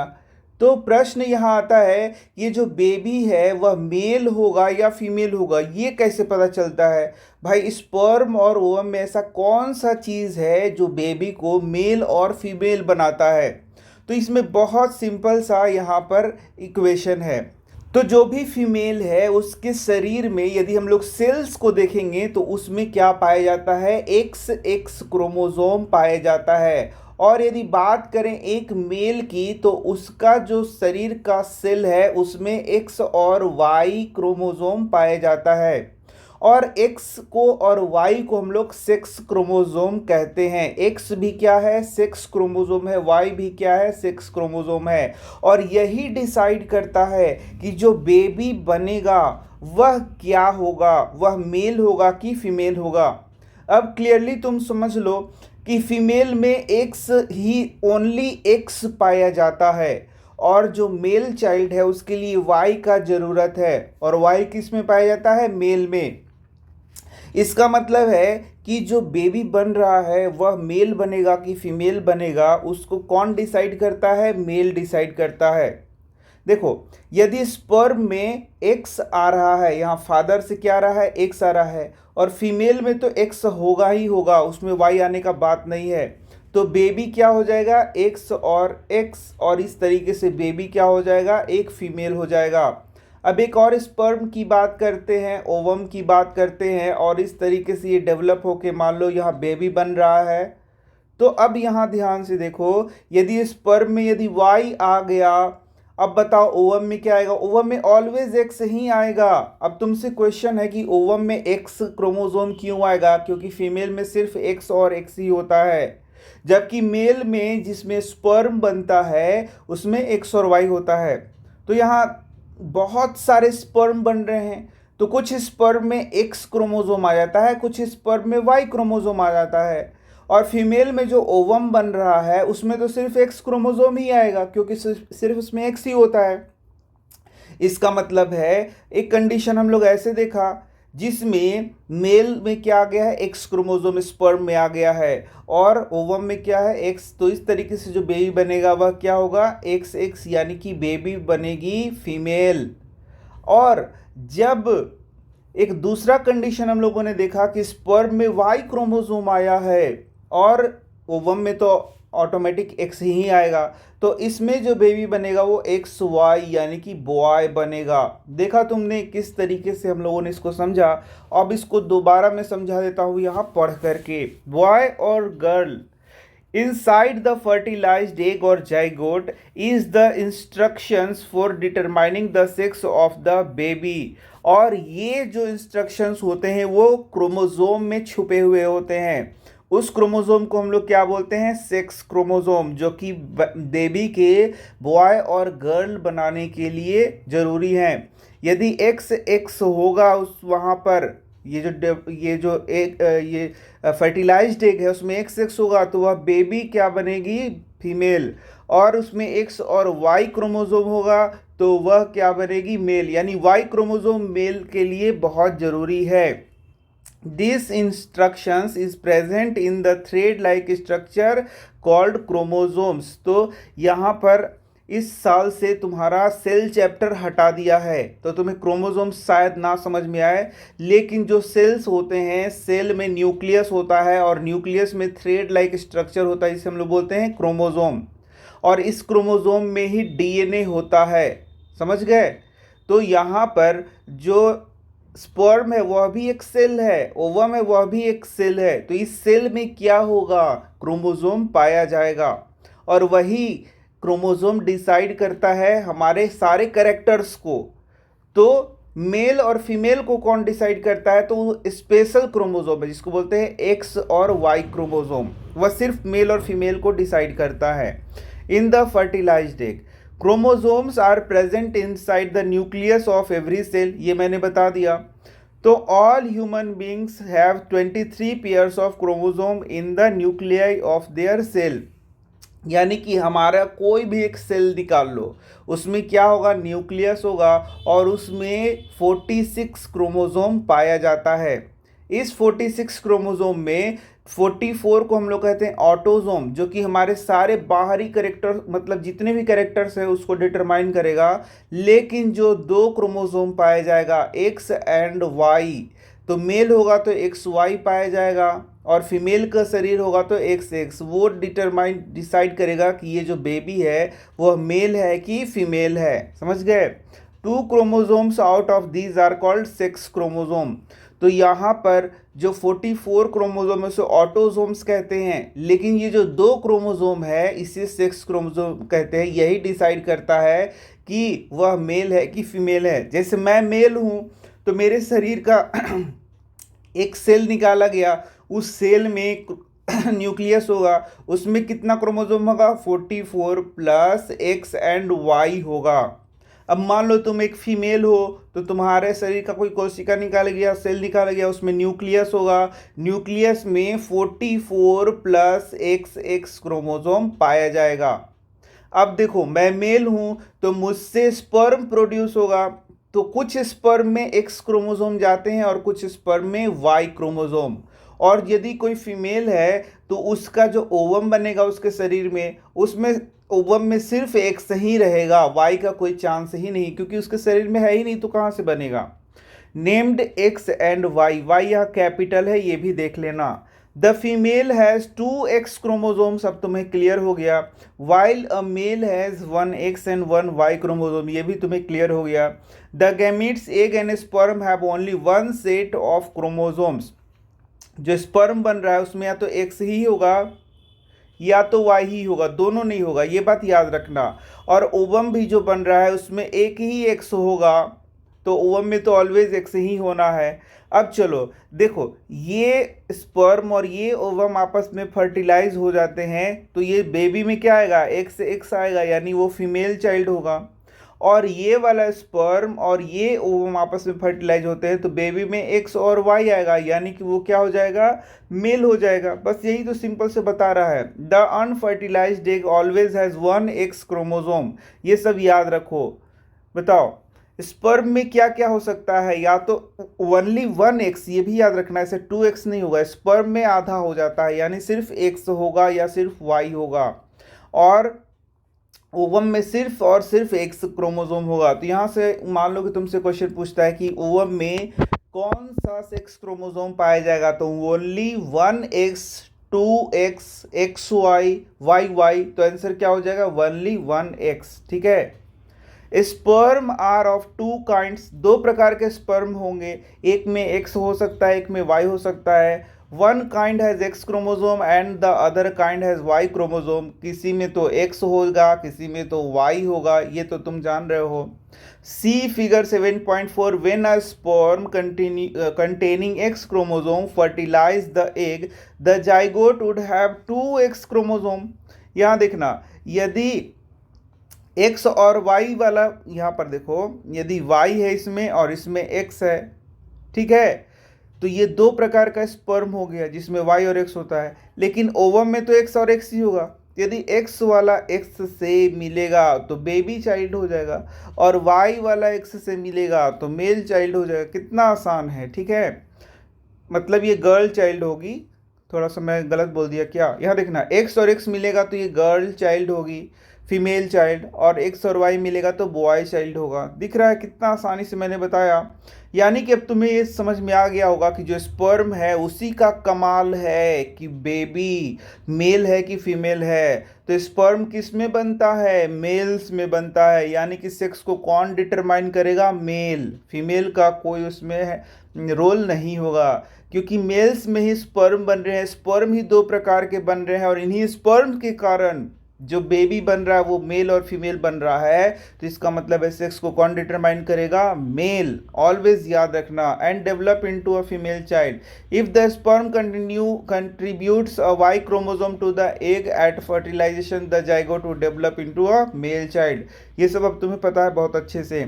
Now you know that the sex chromosome of father determine the sex of unborn baby। यानी कि जो फादर है वही रिस्पॉन्सिबल है कि बेबी बच्चा जो है वह मेल पैदा लेगा कि फीमेल, यानी कि मदर का कोई रोल नहीं है। The belief that mother is responsible for the sex of her baby is completely wrong and to blame her for this is totally unjustified. अब ये लाइन क्यों लिखा है? क्योंकि हम अपने देश में, भारत में ऐसा देखते हैं कि गर्ल्स को बहुत प्रताड़ित किया जाता है कि वो बच्चा जो है सो फीमेल बच्चा उसने पैदा कर दिया, ऐसे वैसे। मतलब यहाँ पर थोड़ा सा है इस तरीके का समाज में। तो वहाँ पर ये बात यदि तुमने पढ़ रखा है तो तुम ये जानते हो कि फीमेल का इसमें कोई रोल है ही नहीं, ठीक है ना। अब बोल रहा है hormones other than sex hormone. तो मैंने बताया क्या? मैंने बताया कि हमारा जो शरीर है उसमें डिफरेंट ग्लैंड्स लगे हुए हैं जिससे कि डिफरेंट हार्मोन्स निकलते हैं जो हमारे शरीर को रेगुलेट करता है। यह एंडोक्राइन ग्लैंड की बात हम लोग कर रहे हैं। तो देखो यहाँ पर ब्रेन के पास क्या है? पिट्यूटरी ग्लैंड है। ये है थायराइड ग्लैंड जो कि हमारे गले के पास होगा।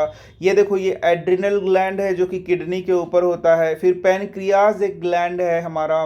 फिर फीमेल में क्या है? ओवरीज हैं, ठीक है। और मेल में क्या है? यहाँ पर देखो टेस्टिस है। तो यही हम लोगों को पढ़ लेना है। ये सारे हमारे एंडोक्राइन ग्लैंड्स हैं।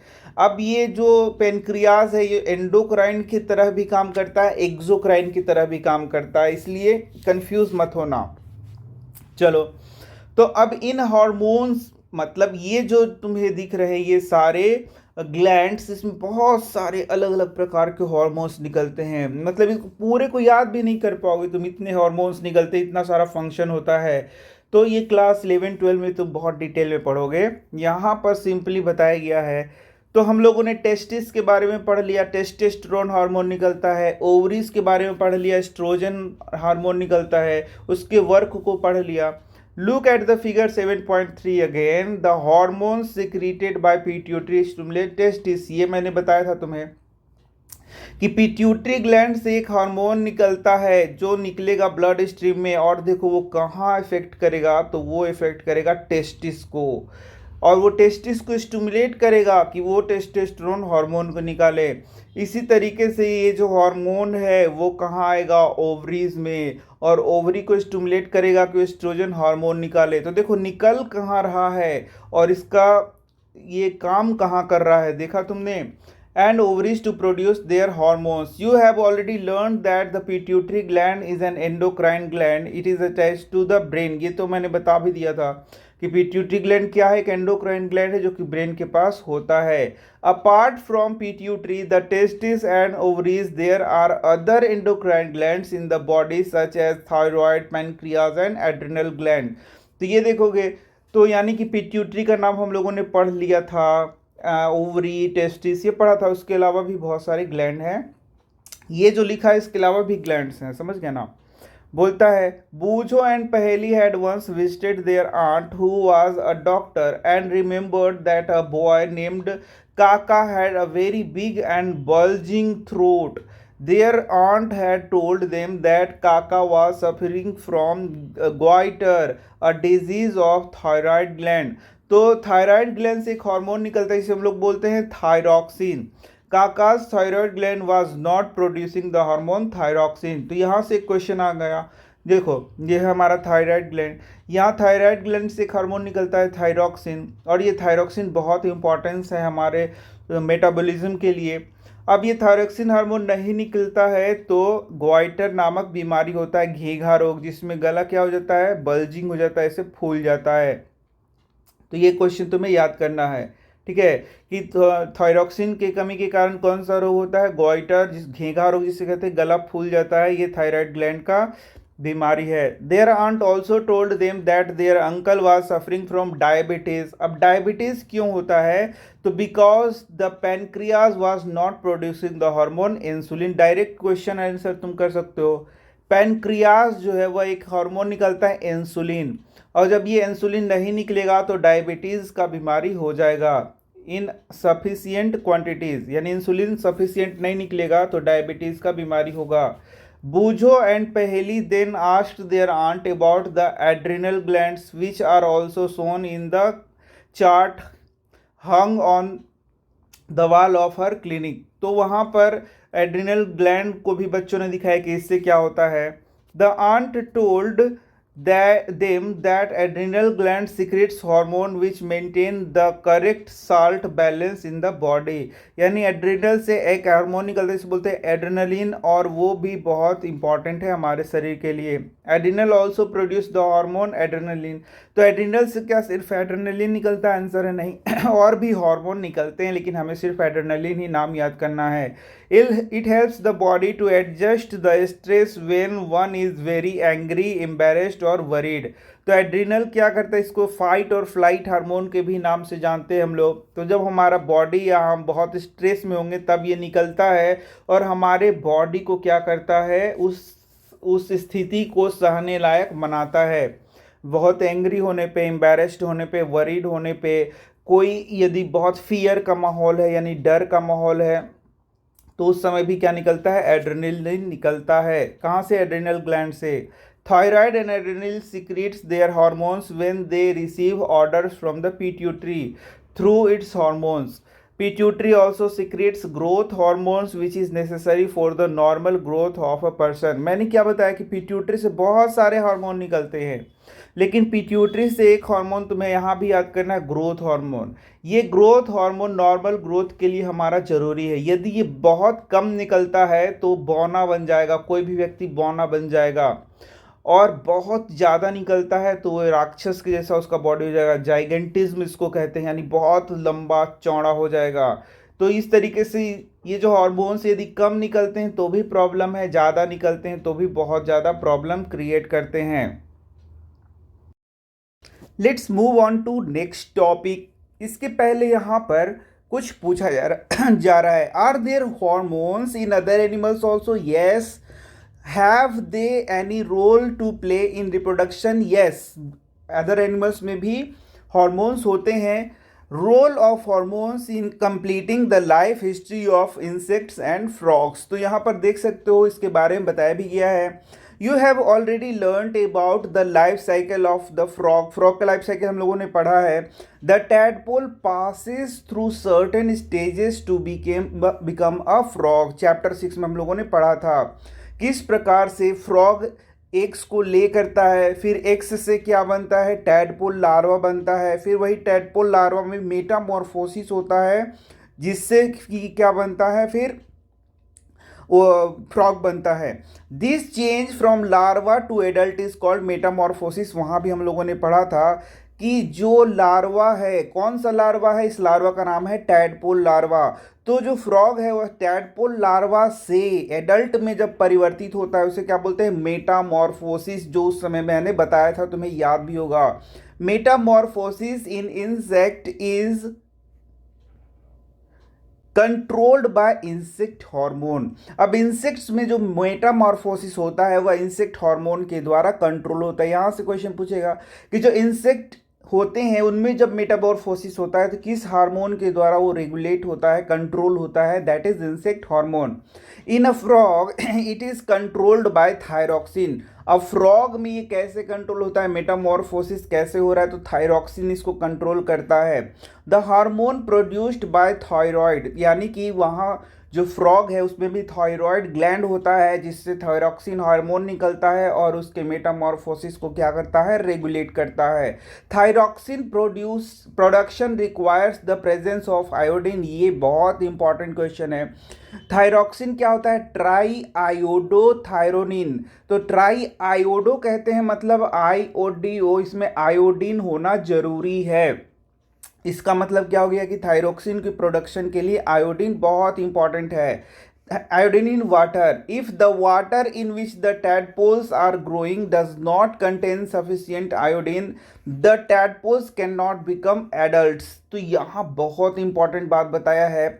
जैसे हमारे शरीर में भी यही बात है कि आयोडीन की कमी यदि होगी तो थायरॉक्सिन नहीं बनेगा। तो ये जो टैडपोल है उनका विकास कहाँ हो रहा है, पानी में हो रहा है। तो यदि वाटर में आयोडीन सफिशियंट मात्रा में नहीं है तो टैडपोल का विकास नहीं होगा, यानी कि वो टैडपोल से अब वो एडल्ट्स में नहीं परिवर्तित होंगे। If people do not have enough iodine in their diet, will they get goitre caused of lack of thyroxine? Yes, उनको ग्वाइटर हो सकता है because of the lack of iodine. Thyroxine नहीं बनेगा जिससे कि ग्वाइटर हो सकता है। एक्टिविटी 7.3 बोल रहा है, collect information from magazine or from doctors and prepare a note on the importance of consuming iodised salt. You can also look for the information on the internet. तो ये तुम कर सकते हो। नेक्स्ट है reproductive health. The physical and mental well being of an individual is regarded as an individual's health. तो यहाँ पर चैप्टर नंबर 14 जो होता है क्लास 9th का, जो कि पहले था अब हटा दिया गया है, वहाँ पर हेल्थ क्या होता है या हेल्दी पर्सन क्या होता है उसके बहुत अच्छे से डेफिनेशन वगैरह दिया गया था। तो यहाँ देख सकते हो, यहाँ भी थोड़ा बता रहा है कि physical and mental well being, यहाँ पर बस दो ही बता रहा है। तो जैसे मैंने बताया 9th क्लास में क्या बताया हेल्दी होने का परिभाषा, physical, mental and social wellbeing. हालांकि यहाँ पर फिजिकल और मेंटल वेलबींग है तो यही हम लोग याद कर लेंगे। तो हेल्दी पर्सन किसे कहते हैं? हेल्दी पर्सन का मतलब सिर्फ ये नहीं है कि फिजिकली वो फिट हो, बल्कि मानसिक तौर पे भी वो स्वस्थ होना चाहिए, तब उसे हेल्दी इंडिविजुअल हम लोग कहते हैं। To keep the body healthy, every human being at any age needs to have a balanced diet। ये तो तुम जानते हो कि किसी भी एज में किसी व्यक्ति को यदि हेल्दी होना है तो सबसे इंपॉर्टेंट चीज़ क्या है? बैलेंस्ड डाइट का खाना। The person must also observe personal hygiene, personal hygiene होना चाहिए, and undertake adequate physical exercise. तो यहाँ पर तीन चीज़ें बहुत इंपॉर्टेंस रखती है हमारे लाइफ में हेल्दी बने रहने के लिए। हेल्दी का मतलब फिजिकली फिट और मेंटली भी फिट होना चाहिए, मतलब कोई तनाव नहीं होना चाहिए। तो सबसे पहला क्या हो गया? बैलेंस्ड डाइट हम लोग को खाना होगा। दूसरा हाइजीनिक रहना होगा, यानी पर्सनल हाइजीन पर ध्यान देना होगा। और तीसरा फिजिकल एक्सरसाइज। तो नाउ क्वेश्चन पूछ सकता है what we can do for a healthy body. हम लोग हेल्दी बॉडी के लिए क्या क्या कर सकते हैं? तो we can take balanced diet, personal hygiene, we should take care of our personal hygiene, and we should do physical exercises. So these are the things that we have to do for our healthy body. During adolescence, however, these becomes even more essential as the body is growing. तो सबसे important जो होता है teenagers के लिए, adolescence के लिए, वह होता है उसका फूड हैबिट बहुत अच्छा होना चाहिए, बहुत हेल्दी डाइट लेना चाहिए। लेकिन देखा गया है कि फास्ट फूड पर ये बच्चे लोग, मतलब किशोर लोग बहुत ज़्यादा ध्यान देते हैं, वो बहुत गलत है। इसी के साथ यहाँ पर भाई एक्सरसाइज की बात करना कोई बड़ी बात नहीं, क्योंकि बच्चे किशोरावस्था में बच्चे बहुत खेलते हैं तो उनकी एक्सरसाइज तो हो ही जाती है। पर्सनल हाइजीन पर उनको बहुत ध्यान देना चाहिए इस एज में। Nutritional needs of the adolescent. अब न्यूट्रिशनल नीड्स किशोरावस्था में क्या क्या होगी? Adolescence is a stage of rapid growth and development. देखोगे कि उनकी हड्डियों का विकास हो रहा है, उनके शरीर में मसल का विकास हो रहा है। तो तुम बताओ क्या क्या उनको चाहिए? कैल्शियम वाले डाइट चाहिए? बिल्कुल चाहिए। इसी के साथ प्रोटीन वाले भी डाइट चाहिए। Hence the diet for an adolescent has to be carefully planned. You have already learned what a balanced diet is. Recall that a balanced diet means that the meals include proteins, carbohydrates, fats, and vitamins in requisite proportions. यानी कि proteins बहुत ज़रूरी है, carbohydrate बहुत ज़रूरी है, fats ज़रूरी है, विटामिन्स भी बहुत ज़रूरी है, क्योंकि तुम जानते हो कि विटामिन की कमी से बहुत सारी बीमारियां हो सकती हैं। Our Indian meal of roti, rice, dal, and vegetables is a balanced meal. Milk is a balanced food in itself, इसलिए किशोरावस्था में मिल्क का सेवन जरूर करना चाहिए। Fruits also provide nourishment for infants, mother's milk provides all the nourishment that they need. तो यहाँ इन्फेंट्स की तो बात हम लोग नहीं कर रहे हैं, हम लोग किशोरावस्था की बात कर रहे हैं। यदि इन्फेंट्स होते हैं, जो बच्चे जन्म लेते हैं, वो मदर के मिल्क से ही सारे न्यूट्रिएंट्स उसको मिल जाते हैं। लेकिन किशोरावस्था में अच्छे से जम करके रोटी, राइस, दाल हमें खाना चाहिए, वेजिटेबल्स भी हमें खाना चाहिए। ये सब मिला करके ही हमें बैलेंस डाइट मिलेगा। ऐसा नहीं कि पिज्ज़ा और बर्गर खा करके तुम्हें बैलेंस डाइट मिलेगा। देखो कुछ बच्चे काफ़ी ज़्यादा मोटे हो जाते हैं इस एज में, क्योंकि वो बहुत ज़्यादा फिर इधर उधर की चीज़ें खाते हैं, फैट वाले चीज़ें खाते हैं, तो वो बहुत अनहेल्दी होता है। ये भी हमें ध्यान देना चाहिए। किशोरावस्था में बच्चे दूध पीने से बिल्कुल मना करते हैं, ये भी गलत है। दूध भी लेना चाहिए। तो अब उनके खाने में यदि कुछ कमी हो रहा है तो अलग से वो न्यूट्रिशन भी ले सकते हैं। Iron builds blood and iron rich food such as leafy vegetables, jaggery, meat, citrus food, Indian gooseberry, amla बोलता है, and good are good for adolescents. तो मतलब कि जो किशोर है उसके लिए आयरन वाला खाना भी बहुत ज़रूरी है, क्योंकि ब्लड का फॉर्मेशन करता है ये, ठीक है।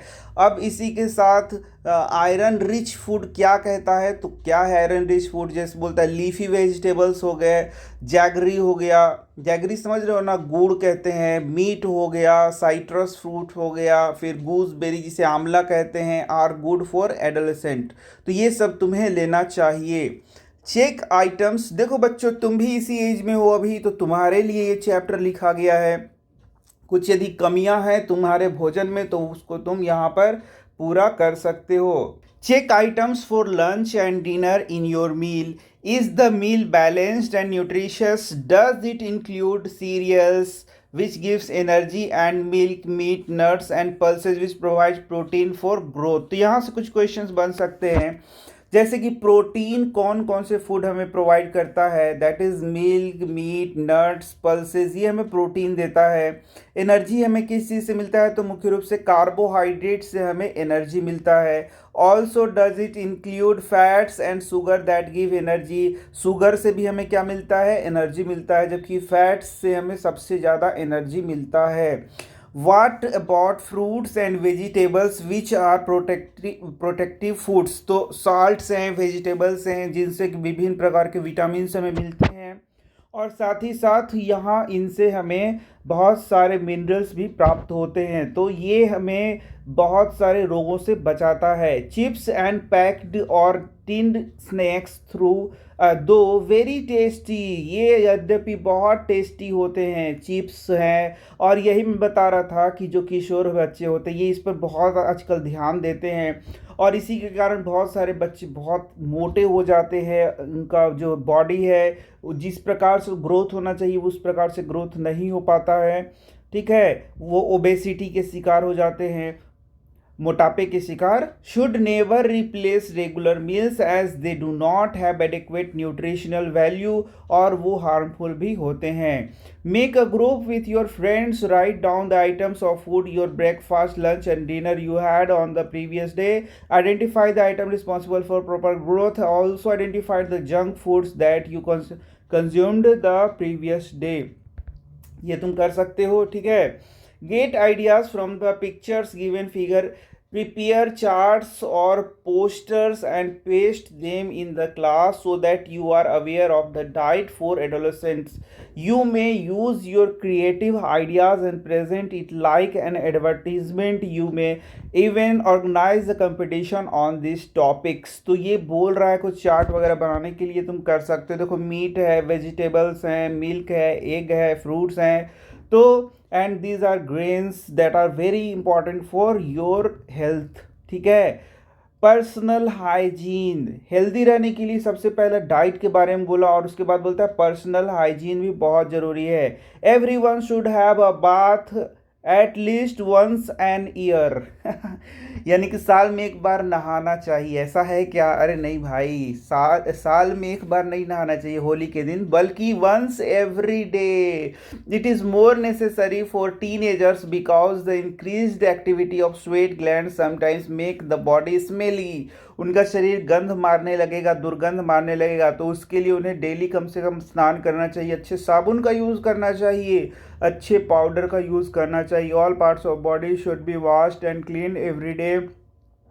If cleanliness is not maintained, there are chances catching bacterial infection। अब देखो, जो किशोरावस्था है उसमें बैक्टीरियल इन्फेक्शन भी हो सकता है। अब किशोरावस्था में ही होता है ऐसी बात नहीं है, किसी को भी हो सकता है, लेकिन बात ये कर रहा है कि उस समय हाइजीन का ज़्यादा ध्यान रखना चाहिए। Girls should take special care of cleanliness during the times of menstrual flow, यानी कि पीरियड्स के समय गर्ल्स को बहुत अच्छे से हाइजीन का ख्याल रखना चाहिए। They should keep track of their menstrual cycle and be prepared for onset of menstruation. तो गर्ल्स के बारे में बोल रहा है कि दे शुड अवेयर कि कब उनका पीरियड्स आते हैं एंड वो उस तरीके से प्रिपेयर पहले से हो जाए। यूज़ सैनिटरी नैपकिन्स और क्लीन होममेड पैड्स। तो ये सैनिटरी नैपकिन्स या होममेड पैड्स यूज़ करने को बोलता है गर्ल्स के लिए।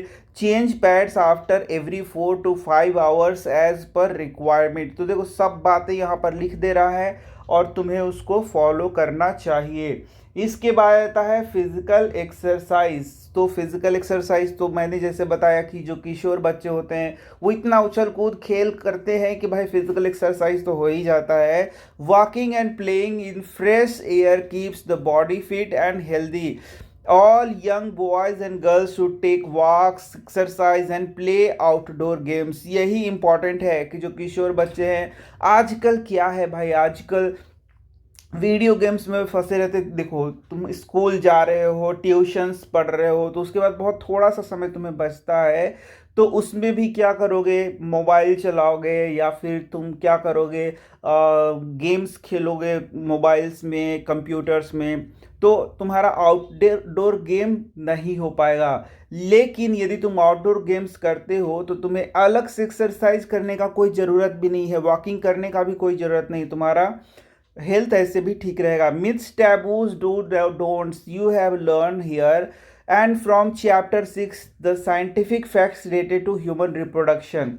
Y this chapter is being taught to you, इसलिए पढ़ाया जा रहा है because you must be aware of your body, what is reproduction, क्योंकि इसमें बहुत सारे मिथ्स भी बता दिए जाते हैं। इस एज में बच्चे बच्चे आपस में बात करते हैं, मतलब किशोर एक दूसरे से इसी के बारे में बात करते हैं और बहुत सारे मिथ्स उनको बता दिए जाते हैं। जैसे अभी देखो OMG 2 आया है, OMG 2 कितना अच्छा मूवी है, उसमें कितनी सारी बातें बताई गई है ना, उसको भी तुम देख सकते हो। There are many wrong notions which you should now be able to discard as informed adolescents। ठीक है। अब देखो ये एडोलेसेंट्स में बहुत सारे इधर उधर की बातें लोग बताएंगे, तुम्हें बेवकूफ़ बनाएंगे, तुम्हारे दिमाग में बहुत सारा गलत गलत बात भर देंगे। तो मैंने बताया ना OMG 2 तुम देखोगे तो काफ़ी सारी बातें क्लियर होंगी कि बहुत गलत गलत चीज़ बता करके गलत रास्ते पर भी लोग ले जाते हैं। For example there are myths and taboos regarding bodily changes that adolescent experience। Some of these are given below and you can now argue with these are myths and not facts। A girl become pregnant if she looks at boys during menstruation। ये वाह क्या बात है कि एक girl pregnant हो जाएगी menstruation के समय यदि बॉय को देखती है, क्या बात है, कितना गलत बात है ये सारा। The mother is responsible for the sex of the her child, ये वाला तो मैंने बता ही दिया। A girl should not be allowed to work in the kitchen during menstruation, ये भी हमारा जो समाज है इसमें बहुत प्रचलित है, लेकिन ऐसा इसमें कोई ज़रूरत नहीं है। You may come across many other means and taboos, discard them. चलो तो आगे अब देखते हैं, से नो टू ड्रग्स भी है, बहुत इंपॉर्टेंट चीज़ें तुम्हें बताई गई है इस चैप्टर में, मतलब सारा रिलेटेड है तुम्हारे लाइफ से। जो इस एज में बच्चे का थोड़ा सा गलत इंफॉर्मेशन के चलते वो भटक जाते हैं, इसलिए पूरा चीज़ पढ़ा दिया गया है यहाँ पर। Collect data on the number of children in your class who exercise regularly and who do not exercise regularly. Did you notice any difference in their fitness and health? बिल्कुल, यदि रेगुलर एक्सरसाइज करेंगे तो fitness और health तो अच्छा होगा ही। Drugs के बारे में भी बता रहा है, से नो टू ड्रग्स, यही वो एज है जिसमें बच्चे ड्रग्स लेना शुरू कर देते हैं। ठीक है, adolescent is a period of much activity in the body and mind which is a normal part of growing up, so do not feel confused और इनसिक्योर। तुम्हें बड़ों से बात करनी चाहिए। If anybody is forcing you for drugs और anything else, you must talk to your parents और your elder brothers, friends, कि ये करना सही है या गलत है। If anybody suggest that you will get relief in your if you take some drugs, just say no unless prescribed by the doctor. अब तुम्हें मैं टीचर होके बता रहा हूँ, तुम्हारे टीचर्स भी बताएं कि भाई ड्रग्स नहीं लेना चाहिए। तो ये बुक में ये सारे चीज़ डालने का मतलब ही है कि तुम्हें सही रास्ता दिखाया जा सके, सो दैट कि तुम्हारा भविष्य खराब ना हो। ड्रग्स आर एडिक्टिव, ये एडिक्टिव होते हैं, मतलब इसकी आदत लग जाएगी। If you take them once you feel like taking them again and again, they harm the body in the long run, they ruin health and happiness, सब खत्म कर देगा, तुम्हारा लाइफ चौपट हो जाएगा, पढ़ाई करियर सब बर्बाद हो जाएगा। तो बहुत ध्यान इन चीज़ों पर देना। You must have heard about AIDS which is caused by dangerous virus HIV, human immuno virus. AIDS है एक्वायर इम्यून डेफिशिएंसी सिंड्रोम, तो ये दोनों याद रख लेना है। This virus can pass on to a normal person from an infected person by sharing the syringe used in injecting drugs. It can also be transmitted to an infant from the infected mother through her milk. The virus can also be transmitted through sexual contact with a person infected with HIV. तो यहाँ से तुमसे पूछ सकता है कि ads, देखो ads बहुत खतरनाक बीमारी है जिससे कि डेथ होना तो एकदम 90%, ये समझो कि डेथ की ओर ही ले जाएगा। तो बच्चों को यही समझाया जा रहा है। अभी इस एज में क्या होता है, बहुत ज़्यादा सेक्सुअल एक्टिविटी बच्चों में बढ़ जाती है, तो बोलता है सेक्सुअल कांटेक्ट से दूर ही रहना चाहिए। You must use some condoms if you are using doing this with a person infected with HIV। तो इससे अभी तो दूर ही रहना चाहिए तुम्हें। If you are not doing so, you must use some different things to for your protection. Okay, तो यहाँ पर बोलता है एड्स कैसे कैसे फैल सकता है, ये क्वेश्चन आ सकता है। तो सिरिंज के द्वारा फैल सकता है, जो कि जो यदि HIV एड्स मान लो किसी का सिरिंज को लगाया गया है वही तुम्हें यूज़ करना पड़ जाए तो वो फैल सकता है। इन्फेंट्स को ये फैल सकता है थ्रू मिल्क, ठीक है, और सेक्सुअल कांटेक्ट से तो ये फैलता ही फैलता है। तुम्हें ये सारी बातें नहीं बताना चाह रहा, तुम्हें ये बताना चाह रहे कि भैया इससे दूर रहो। समझ रहे हो बात को? तो यहाँ पर तुम्हें कुछ समझना भी चाहिए, because you are now in teenage. Adolescent pregnancy के बारे में बोल रहा है। You might be knowing that in our country the legal age for marriage is 18 years for girls and 21 years for boys. This is because teenage mothers are not prepared mentally और physically for motherhood. देखो जो बोला कि हम लोगों ने पढ़ा कि 10 से 12 साल में ओवम का बनना शुरू हो जाता है, यानी कि गर्ल्स के शरीर में यदि स्पर्म चला जाए तो वो प्रेग्नेंट हो सकती है। जैसे वर्ड यहाँ यूज़ किया है प्रेग्नेंट, इसलिए मैं ये वर्ड यूज़ कर रहा हूँ। तो यहाँ पर प्रेगनेंसी वर्ड यूज़ किया है ना, तो इसलिए मैं भी बता रहा हूँ। तो इसका मतलब है कि 10 से 12 साल का जो बच्चा है वह भी प्रेग्नेंट हो सकता है यदि स्पर्म जाए उसके बॉडी में तो। लेकिन क्या वह एक मदर बनने लायक उसका एज है, मेंटली और फिजिकली क्या वो फिट है? इसके लिए तो आंसर है नहीं, वो नहीं है अभी। Early marriage and motherhood cause health problems in the mother and the child. इसलिए सरकार ने नियम बनाया है कि 18 साल से कम की लड़कियां और 21 साल से कम के लड़कों की शादी नहीं हो सकती।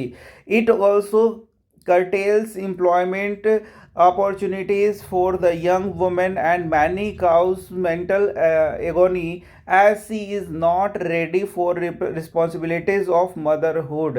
तो ये बहुत ही हार्मफुल हो सकता है यदि कम एज में शादी हो जाए लड़कियों की। तो यही सब यहाँ बात बता रहा है, इसको आप यहाँ पर ध्यान में रख सकते हो। बाकी मैंने सारा यहाँ पर बता दिया है। तो मैं मिल रहा हूँ आपसे नेक्स्ट वीडियो में। ज़रूर बताना कैसा लगा ये वीडियो, क्या कुछ दिक्कत आ रही है, सारा समझ में आ गया? और कमेंट तो ज़रूर एक डाल देना भैया कि क्या तुम्हें और चाहिए, क्या प्रॉब्लम है, समझ में आया या नहीं समझ में आया। धन्यवाद।